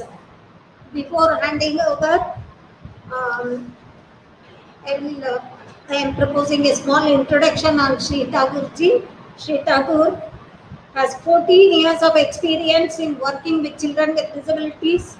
He has worked as a physiotherapist in the Spastic Society of Tamil Nadu, Tiruchirappalli unit. Also, he was a course coordinator for 4 years under HRD programs in Spastic. And since 2014, Sri Tagore is working as a research officer at the center. He has vast experience in the subject of the session today. And Sri Tagore has presented various papers and represented as a member in the various committees in the state of Tamil Nadu. And once again, I invite Mr. Tagore to present this session. Sir, please. So, respected State Commissioner for the Persons with Disabilities, John Tom Varghese, sir. In the same way, respected Officer in Charge, Dr. Stripiya, madam, and the eminent resource persons of the day, Dr. Sivaraman, sir, and Mr. Venkatakrishnan, sir, and the course coordinator of the program, Mr. Kasamani, sir, and for other faculty members of NIEPVD Regional Center, and the dear participants, a warm good afternoon to all of you. So today we are going to, my topic of presentation is the barrier-free environment for persons with disabilities.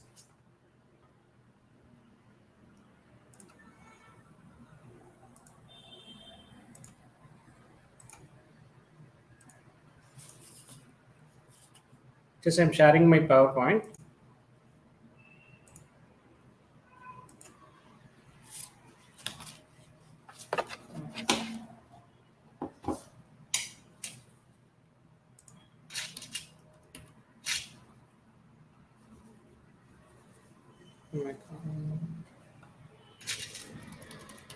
It's a little technical difficulty is there. Just a minute. Sorry for that.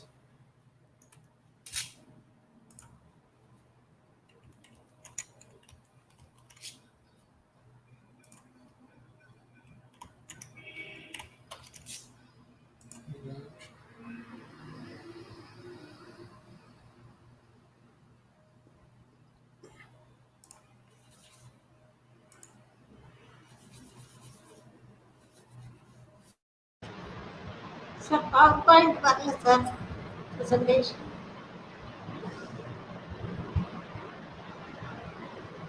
Still light.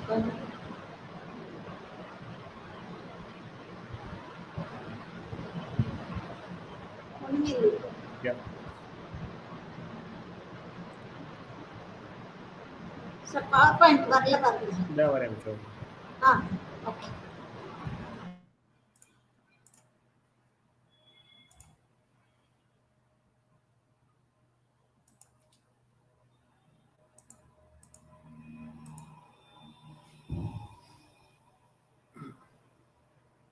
இப்போ தெரியுதுங்களா madam?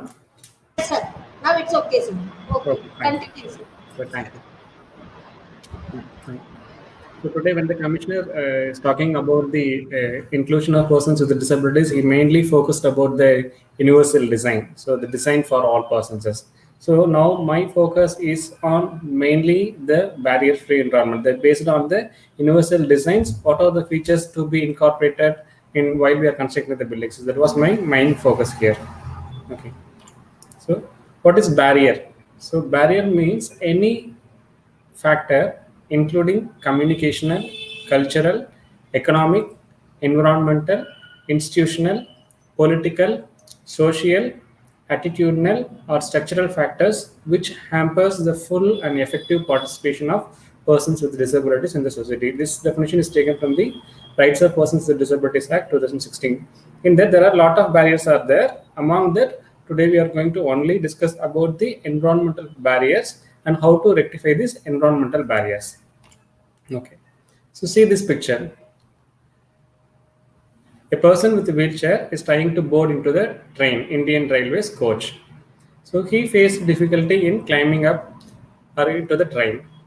So in another picture, it shows that they're trying to board the wheelchair into the train, but there is a difficulty in boarding the wheelchairs. So these are all few sort of barriers, physical barriers which are available for persons with disabilities. Okay, so people what they're thinking, in order to rectify the physical barriers, they are creating the barrier-free environment. Okay, see this picture. The few people created a barrier-free environment like this. So they put a ramp, but in front of the ramp, they put one step. They think that this is a barrier-free environment, but if you are putting the step in front of the ramp, the whole ramp is unusable. And in some places, they are putting the ramp at a very steep height. So even the wheelchair users may not be able to self-propel the wheelchair, or even with the assistance, they may not be able to get into the ramp. So those type of difficulties are there. So properly knowing about the features of these designs helpful for rectifying this problem. Okay. So according to the UNCRPD, the accessibility is a very key and main term. The state parties shall take the appropriate measures to ensure to persons with disabilities access, especially in the physical environment, in the transportation, information and communication system, and other facilities and services in both in rural as well as in the urban areas. So as a part of accessibility, the buildings, roads, transportations, the indoor and outdoor facilities, and all other services should be accessible to all the persons. As a part of it, just as like the commissioner told in the morning, I would like to emphasize the word the universal designs. The universal design means the design of products, environments, or programs and services to be usable by all people. Kindly note the word usable by all people. Means a person with visual impairment, a person with hearing impairment, a person with dwarfism, a person with any form of disabilities, or it may be a old age persons, whoever may be the persons. If you are constructing the building according to the norms of the universal design, this will enable all the persons with the disabilities to make use of the space efficiently. So to the greatest extent possible, without the need of for adaptation or specialized design. So if you are constructing the building based on the universal design, thereafter there is no need for any adaptations, or thereafter there is no need for any specialized design to be installed in the particular area. This universal design shall not exclude assistive devices for particular group of persons with disabilities where there is needed. So this also includes the assistive devices. Okay. Here, the majority of my presentation is mainly focusing on the harmonized guidelines and space standards for barrier-free built environment for persons with disability and elderly persons, which was released by the Ministry of Urban Development in the year 2016. So along with that, I taken some real lifetime examples along with that in order to clearly understand the concept. Right. So I'm going one by one, step by step, guidelines which was provided in many areas. One is walks and paths. So what type of the modifications are needed, or what type of what the universal design suggests for the walkways and pathways. See, in order to benefit the persons with visual impairment, the tactile guiding tiles are essentials in the walks as well as in paths. So this helps to easily navigate from one place to another place. In that, there are two types of tiles are available. One is tactile guiding tile. Especially, it's looking like a line type of tile, and the tactile warning blocks. It's mainly a dot type of things. Wherever the line type of tiles are presented, the person can go ahead with the walking. But wherever the warning blocks are there, the person has to stand and look for what are the any alternatives are there. Either right turn is there, left turn is there, or any barrier is there. They have to think and proceed. The another one thing is that most of the people, they put the tiles. There are some specifications in the tiles are there. If you see, some people are put the tiles with very less height, very minimum embossment is there, very minimum protrusion is there. Okay, those type of tiles will not provide the sufficient clues for persons with visual impairment. So in order to provide the sufficient clues, the height of the tile, the height of the projection, the upward projection should be of minimum 5 millimeter. If we are selecting those type of tiles, so tiles with the minimum 5 millimeter thickness, the upward projection of either the dots or the line with upward projection of 5 millimeter thickness, that type of tile only will helps to provide the tactile cues. Okay, so this is a model of tactile guiding tile which was installed in the Indian Railways. In many places, in many railway stations, in some other common government offices, you might have seen this type of pictures. So the tactile tiles are laid like this. So in few places, there are some crowded nature of tiles are there, some turns are there. For each and everything, there are some guidelines are there. For example, suppose if you want to put a tile, that if you put a tile in a L-shaped intersection or T-shaped intersection, in that particular places, there are some combinations of tactile tiles are there. So the button type tiles as well as the line type tiles should be put in some combinations. So these are all the few models. The same pattern should be followed. We have to teach the engineers for putting the same type of tiles, and also we have to train the persons with visual impairment to identify rightly the markings for left turn, right turn, barriers and everything. Okay, right. So this is one area, the tactile tile, which will be helpful for persons with visual impairment to navigate from one places to another places. For the wheelchair users, a minimum of 180 centimeter width is needed for the travel. For one wheelchair, for the free mobility of a single wheelchair, near about 90 centimeter is needed. For both sides, it's around 180 centimeters. So 180 centimeter of minimum pathway width is required. Whenever we are designing a building, at least minimum 180 centimeter width pathways to be provided in that particular building. Okay, see this picture. So this is a picture taken from the Spastic Society of Tiruchirappalli. That building having the institute building having few very good barrier-free features. Just I am taken few pictures from that particular institutions to explain the concepts. Okay, see this. This is a corridor. In that corridor, what happened? There was no projection is there. So the windows, all the windows as well as all the doors are opening inside. In the pathway, no obstacles are there. So we have to plan the corridors in such a way that there should not be any obstacles projecting. Either it may be doors or windows or whatever may be the things. It should not be projecting inside the pathway of the corridors. So that is the one we can keep in mind. And then the other thing is that the material used in the walking space should be non-slippery materials, and the area should be well illuminated. Okay. So these are all the examples for doors. Okay, as I already told, for a single wheelchair, near about 90 centimeter width is needed for entering into the room. So the door should be of minimum width of the width gap of 90 centimeters for a single wheelchair. Okay, if this type of doors is maybe the entrances or whatever may be the entrances. It may be inside the toilet, or it may be inside the any rooms of the offices, or maybe the main entrances. Minimum width of the door should be around 90 centimeters. Okay, in some places, in some crowded places, like some bathrooms, we can able to provide the sliding or folding type of doors in order to consume, in order to reduce the consumption of the more spaces. The sliding doors or folding doors are advisable. In front of the doors, I already explained about these warning blocks. The warning blocks should be placed in front of the doors, in front of the stands, in front of the lift, in front of the rails, or whatever maybe the in front of the ramps. So whatever maybe the obstacles are there, before to that, so this warning block should be installed. Okay, right. So this is a model door. Actually, there are two doors are there. So they design the doors in one in a smaller width and another one in a big width. So which allows the wheelchair user to enter into the door. The minimum width of the door is around 90 centimeter. These are few models. Okay. And door handles. So next we are going to the door handles.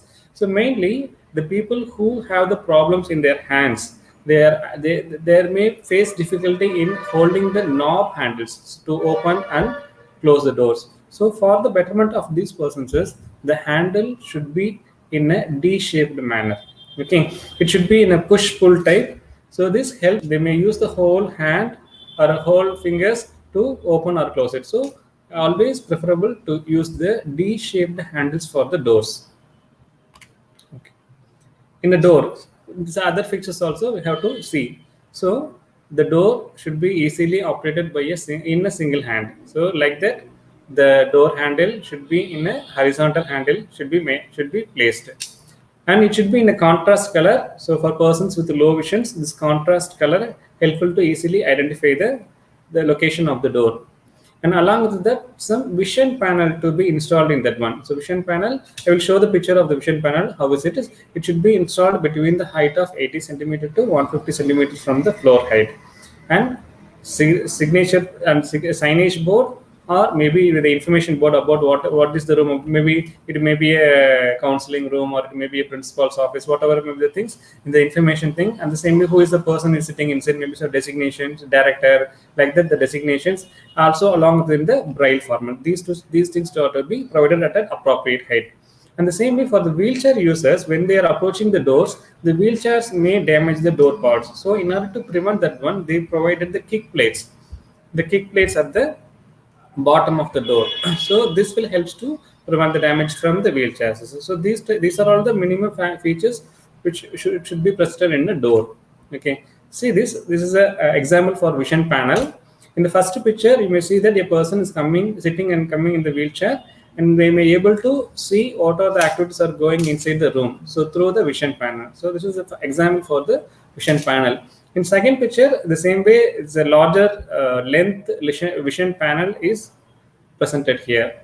And also notice that the knee plate. So the bottom of the door, the knee plate is mentioned here. Okay. Next, we move on to the tabs. Okay. So as like the doors, the knobs are very difficult for knobs are very difficult by handled by the persons with having hand difficulties. So for those people, the people who have the impairment in their hands, for those people, the lever type tabs are suggested. So with the long levers, with modified handles are suggested for this type of people. It may be a hand operator, or sometimes the electronically controlled tabs are well good. Okay, so these are all the examples for the see the lever type handles tabs are presented here. The children are using the lever type handles for washing their hands. So in wash stations or wherever the provisions of water is there, so that in that places we may able to use this lever type of handles. And another one important noticeable point in this picture is that the knee space. They may use the wheelchair nearer to the tap. So because there is a space beneath the tap, so the clear knee space should be provided wherever they are working place. Maybe it may be in the reception, or it may be in their computer table, or maybe in their working place, or wherever they are availing the services with the wheelchair, in that places the clear knee space should be provided. See, this person is availing the services from the reception. You may be able to see the clear knee space in the reception. There's also some specifications are there. So for the knee space, so how much length should be there, how much depth should be there, how much height and everything. The specifications are there. Okay. The another important component is signage. See, this is the symbol of international symbol of accessibility. So suppose if a building is the total building is accessible for persons with disabilities, in front of the building they should compulsorily provide the sign of the international symbol of accessibility. Wherever the particular place or particular service or particular area is accessible to persons with disabilities, in the particular place this symbol is mandatory. So it's a basic symbol. And one more thing, in few places they put the symbol in a reverse manner. The wheelchair is facing left. It is wrong, but usually in all the times, if you see all the pictures, as per the norms, it should be the wheelchair should be facing on the right side only, right? So there are a lot of signages are there. So for first three signages are indicating the directions. So for the directions, the fourth one is indicating the toilet, and fifth one is ramp. The sixth one is telephone, and the lift, parking, and facility for visually impaired persons, accessible to low vision persons, symbol for braille. So there are a lot of symbols are there. Just I am only highlighting the main signage available. Okay. In that signage also, there are a lot of things to be focused. So the basic sign should be in a raised format. Raised symbol should be there, and embossed. It has the embossed characters, and in one part of it, the grade 1 braille is used to explain the information about the signage, and braille locator. All these things are necessary in the signage board. Okay. Based on the background, the signboard as well as the legend differs. So depending upon the color, we may select the suitable type of signboard. So the same thing is mentioned in the pictures. So white, the background as well as the sign. First one is the background, the second one is the board, and the third one is the legend. Okay. And even in the signboard, the letter size matters. Okay, from which point the person is viewing, based on the viewing distance. So reading distance, the letter height will vary. So that's also for that also few norms are presented. Okay, next we move on to the ramps. Okay, ramp. Already I told minimum 90 centimeters needed for a single wheelchair. So in a ramp, they are mentioning that minimum width should be around 1.20 meters. The minimum width should be needed. In the same way, in ramp, in most of the in some places, I saw the ramp in a very the slope of the ramp is very high. They maybe put very highly 1:30 or 1:40 like that. The wheelchair user may not be able to use that particular ramp. So the maximum slope of the ramp is 1:20. More than that, they should not construct the ramp. So the maximum slope of the ramp is 1:20. That's also varies. 1:12 some places, 1:15 some places, 1:20 in some places. Okay. And then the landing should be provided. Suppose if there is a lengthy ramp is there, then landing should be provided at every 90th meter, and the landing should be at sufficient length. So maybe of 1.50 meters.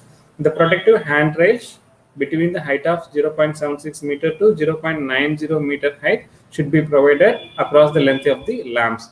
And then the ramp should be of non-slippery materials, and single row of tactile warning blocks should be placed in the beginning and end of the ramp. So I already told the tactile warning sheet should be mentioned in each and every part of the ramps or lift and other things. Okay. So this is a model ramp. Okay. So they provided the tactile warning guides in front and top and bottom of the ramp. They provided the handrails on both sides. After a particular distances, they provided a landing, Okay, and you see another one point here. After the ramp, at the beginning of the ramp, there is one small projection is there. Okay, that's called nosing. I'll show in a different picture. Okay, so this is called in the handrail. The handrail is projected even after the ramp or stairs. So that spot is called nosing. Okay, near about 30 centimeter of nosing should be provided in the ramp. So these are all few of the specifications of the ramp. In the handrail should be, if you are placing the handrail in wall mounted handrail, means minimum of 5 centimeter distance should be there from the wall. And the braille markings in the handrail helps persons with visual impairment to identify the area easily. So these are all the few important components we have to look into the handrail. Like, so see the handrail extension, how they have provided the handrail extension. In the first section, in the first picture, they written the handrail into the post itself. Okay. In the second picture, the handrails, they written it into the floor. So they written into the floor. The third picture into the wall. So the handrail extension, the 30 centimeter, in this three way we can able to install these handrails. Okay. Next we move on to the stairs. Okay. As I already told, the warning blocks should be installed 30 centimeter before and after, before the beginning and after the end of the ramp. So in the first picture you see the above as well as the below, they provided the tactile warning signs. The another one important pictures while we are using the stairs, beneath the stairs, if a visually impaired person is walking beneath the stairs, they may able to, there's a possibility for injury. So in order to prevent that, some barrier to be provided beneath the stairs. So in order to prevent the overhead hazards. Okay. The next important thing, in the stairs, though the step edges must be contrast in color, especially maximum they use the yellow color at the step edges. This will help for persons with low vision to identify the steps easily. Okay. Next we move on to the lift. In the lift signage should be provided, and see the lift specifications is the lift entrance, the door entrance should be of minimum 90 centimeter, the lift entrance, and inside the lift there should be a space of 150 centimeter and 150 centimeter. So 1.5 meter length and breadth is needed for wheelchair maneuvering. Okay. And control panel. The control panel inside the lifts, all the control panel should be at the lowest height. So which helps a person with a wheelchair to access it. So if you are putting the control panels at the top of the lift, there's a difficulty in accessing the control panels. So providing the control panels at the bottom, at the middle of the lift, at the accessible height, helps wheelchair users to use it. Okay. And braille markings in the same way, digital panels, visual panels, the same way auditory clues for the identification of the floors. So these things to be provided in the lift. Along with that, a few other features also we have to see in the lift. See, the level of the lift as well as the level of the floor should be at even height, the same level. So then only the wheelchair user may be able to easily maneuver the wheelchair into the lift. And the another one feature is that all the three sides of the lift, the handrail must be provided at sufficient height. Okay. So this is another form. So only steps are there. So there is no provision for lift. So that time there's a modified version is there. So platform lift or stair lift is there. So you may use this lift for transferring the person in the first picture. Then the second picture, the transferring the whole wheelchair into the upstairs. Okay. Next, we move on to the very important component is called accessible toilets. Okay. So when most of the things, whenever they are seeing the accessible features, first they will see the two things. One is the ramp, another thing is the toilets. In many places, the toilets are available. The disabled friendly toilets are available, but in most of the places it is closed. It is in non-usable conditions because they are not followed the specifications or norms which was given in this manual. So constructing these toilets according to this manual will be make the particular area usable, more usable. See the first signage. See the first thing, signage. In that The first picture indicating the unisex toilet, and the second signage indicating the male or female toilet. Okay. The next thing, see the door entrance. A minimum of 90 centimeter is needed in the accessible toilet. The door entrance should be of 90 centimeter, and inside the toilet, the space of 180 centimeter and 180 centimeter is needed. So this will help for the wheelchair user to use the space efficiently. Okay. Sorry. In the second picture, you see, if a person is coming to your office with the crutch, the person who uses the crutch, for those people, this specialized urinals are designed. Okay, sorry. This is the picture which clearly indicates what are the provisions needed inside the toilet. See, one horizontal bar and one vertical bar should be provided. In the same way, near to the western closet, one horizontal bar should be there, and some doors should be opened outside. Maybe depending upon the space availability inside the toilets, the doors may be sliding doors, or maybe the door should be opened outside. And then other things, some alarm facilities, the non-slippery floors, all these type of things are to be provided inside the toilet. Okay, so this is an example for an accessible toilet. Horizontal rail, vertical handrail, and other facilities are provided. Okay, so next we move on to the transportation. So till now we are seeing the interior parts of the house. Now we are moving on to the transportations. So what are the features are to be presented in a barrier-free bus station or bus stops? Okay, the height of the bus stop must be have the same level to the steps in the bus. So the height as well as the bus step should be at the same level. Ramp should be provided, and the same way the directional signs in the braille or raised letter format, guiding blocks for visually impaired persons, electronic visual boards, passage width of minimum 0.9 meters for wheelchair users, low height seat. One or two low height seats are provided for persons who are having locomotor disabilities, and accessibility signage. So these are the things to be presented in the accessible bus station. Okay, see this picture. The ramp is there. The same accessibility symbol is presented. The people are using this bus station. The bus step height as well as the platform height are even, so the wheelchair user may be able to easily enter into the bus.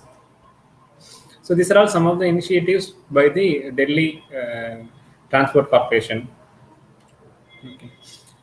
Now, what are the features to be presented in the bus? So bus door passage should be of minimum 0.9 meters for the wheelchair users, low level steps, handrails, hydraulic lift. In the same way, space for wheelchair, wheel stoppers, and safety belts should be presented there. Okay.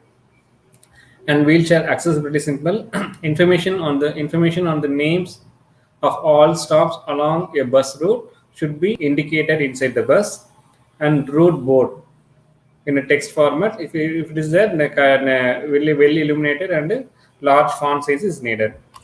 See these pictures. This is a foldable ramp provided at the Delhi buses. You may be able to see the accessibility symbol in the bus.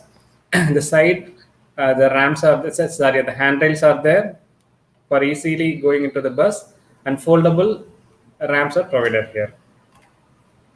So digital board in Chennai and many place buses, the digital boards are now available.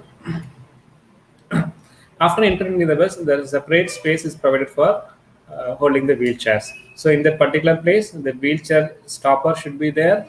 In the same way, one seat belt should be there. So one alarm facility should be there. So these are all things that have to be there in the bus. Okay. It's another picture of an accessible bus. So handrail for support, seat belt, stoppers, and everything is there. The same bus also displays the place where it is going, along with that audio clues for the stops and everything to be included.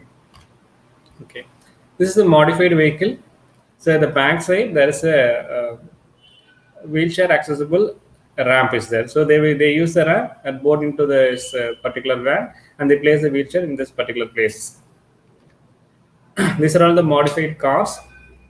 Same, the back side of the car, they provided the ramp, the hydraulic chairs, backside ramp,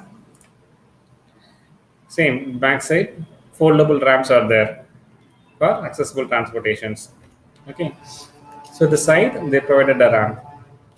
So these are all the few features which makes the transportation accessible. Okay. For the barrier-free environment, the excellent design, an excellent example is Delhi Metro Rail Corporations. Now the Chennai Metro Rail Corporation also incorporating all these features. See, there are a lot of facilities are provided in the metro rail corporations. It's a well lit, non-slippery floors and ramps at the entrance, adequate landing space at the start and end of every ramp, handrails on both sides of staircase and ramp, tactile tiles along passengers in stations, so ticket counters at accessible height, so braille signages, so elevator control panels at sufficient height, so grip rails, the same way wide doors, accessible toilets. So all these facilities are available in this Chennai Metro. Okay. See this one. So the tactile guiding tile is provided all over the area. In the same way, the wheelchair user from the beginning to the end, the wheelchair user may be able to go independently into it and use all the services available. Inside the train, there's a separate space for holding the wheelchair. Separate belt is there for holding the wheelchair. Accessibility symbol is there. So digital name board is there indicating the location in audio format as well as in the digital format. And the another one important component is leveling. So the level of the train as well as the platform height both are at even levels. So it helps the wheelchair user to easily board into the train. Some warning blocks are also mentioned at some particular point near the track. Okay. So these are all some of the features for the accessible transportation of persons with the barrier-free transportation for persons with the disabilities.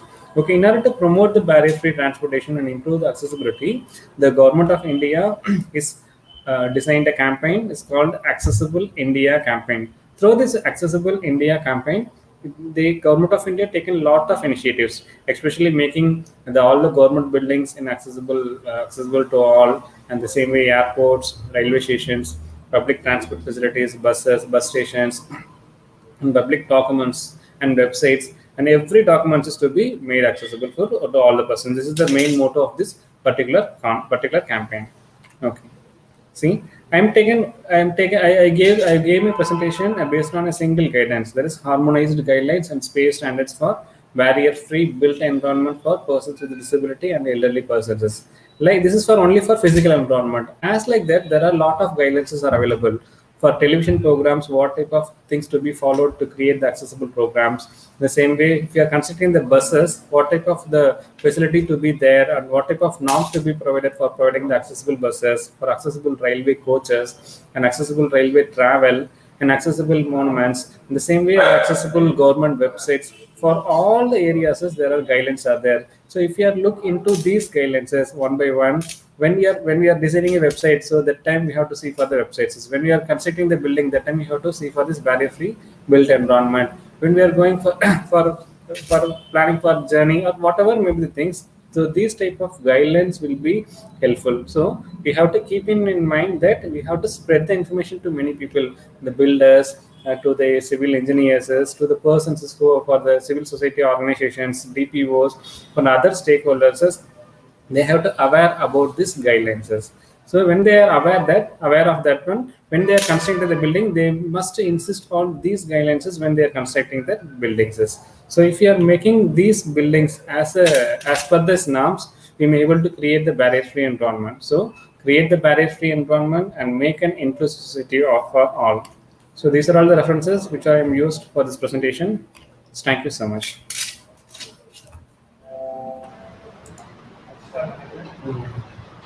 Sir, Abhiji, thank you very much for the detailed PP presentation on the subject with the captions, animations, and the photographs.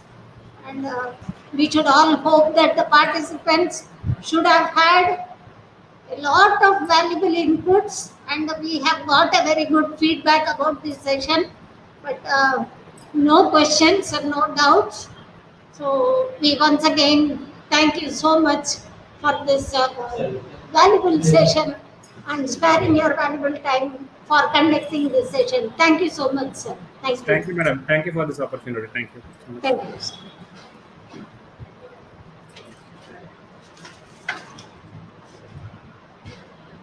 Um, we request all the participants to please fill up the feedback form given in the link. Given in the link in the chat box. Please, all the participants, feedback link is given in the chat box. You may please fill up and submit. And before concluding, I request and invite Mr. T. Harikrishnan, the typing instructor working in this center, and he has 30 years of experience in the field of visual impairment and served as an external examiner for various central, state government and NGO organizations such as Central Railway, National Mineral Development Corporation, IT Department, etc.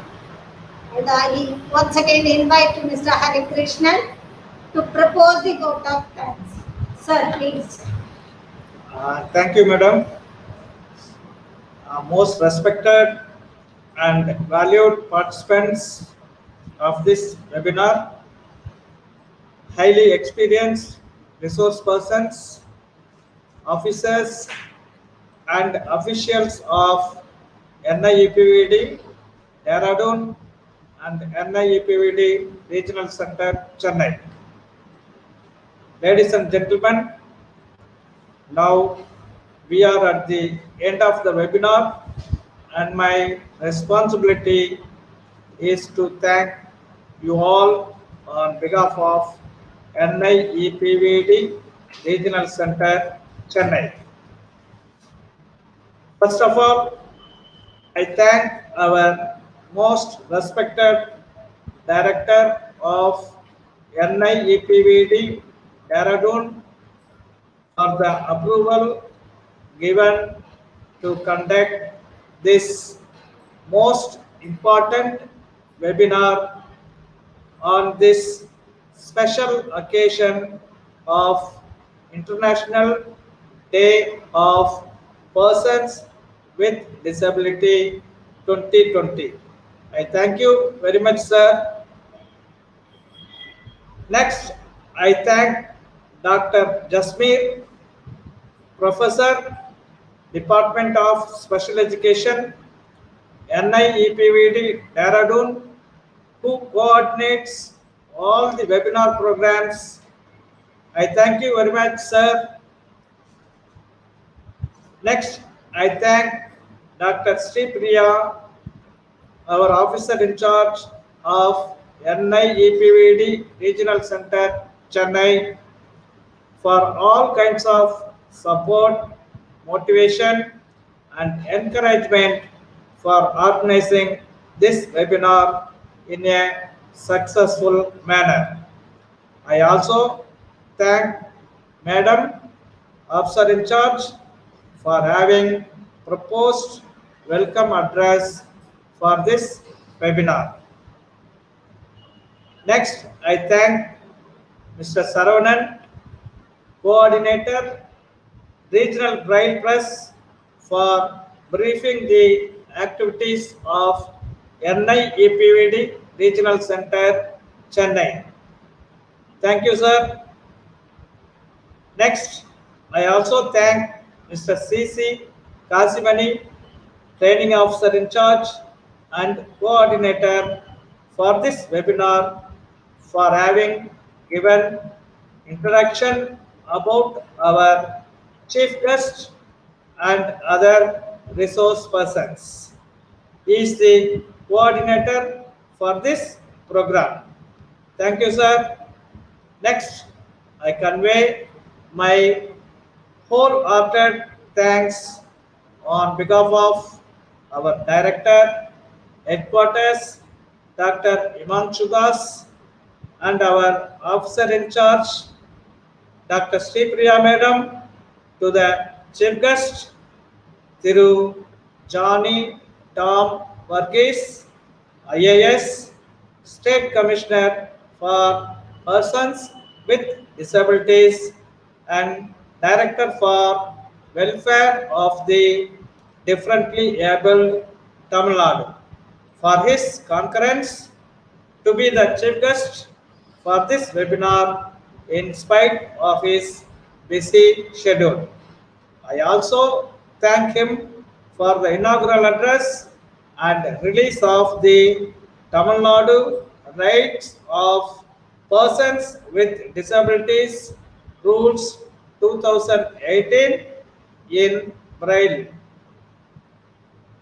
Next, I also thank Mr. A. M.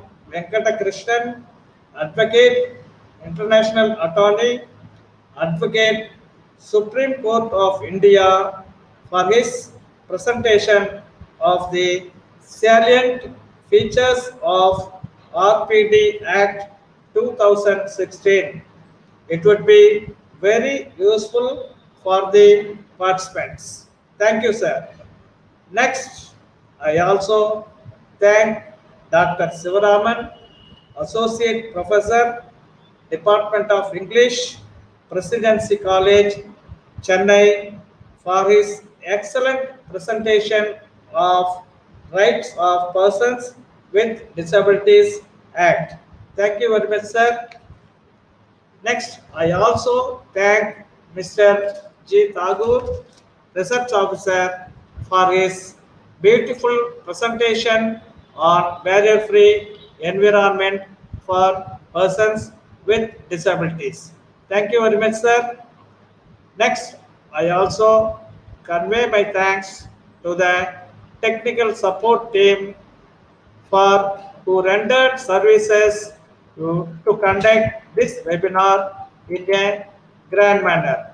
Our special thanks to Mr. C. Govindraj, electrician of our regional center, and Mr. S. Pandirajan, technician, regional braille press of our regional center, Mr. R. Dinesh Kumar, office assistant of our regional center, and Mr. C.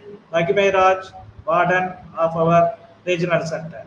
Next, I also convey my thanks to Mrs. Kalyani, stenographer, who performed as moderator for this webinar program. Thank you, madam.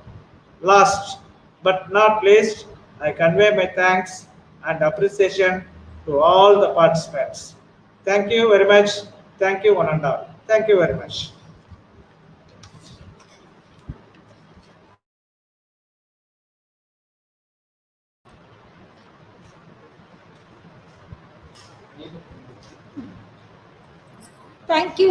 Thank you, one and all.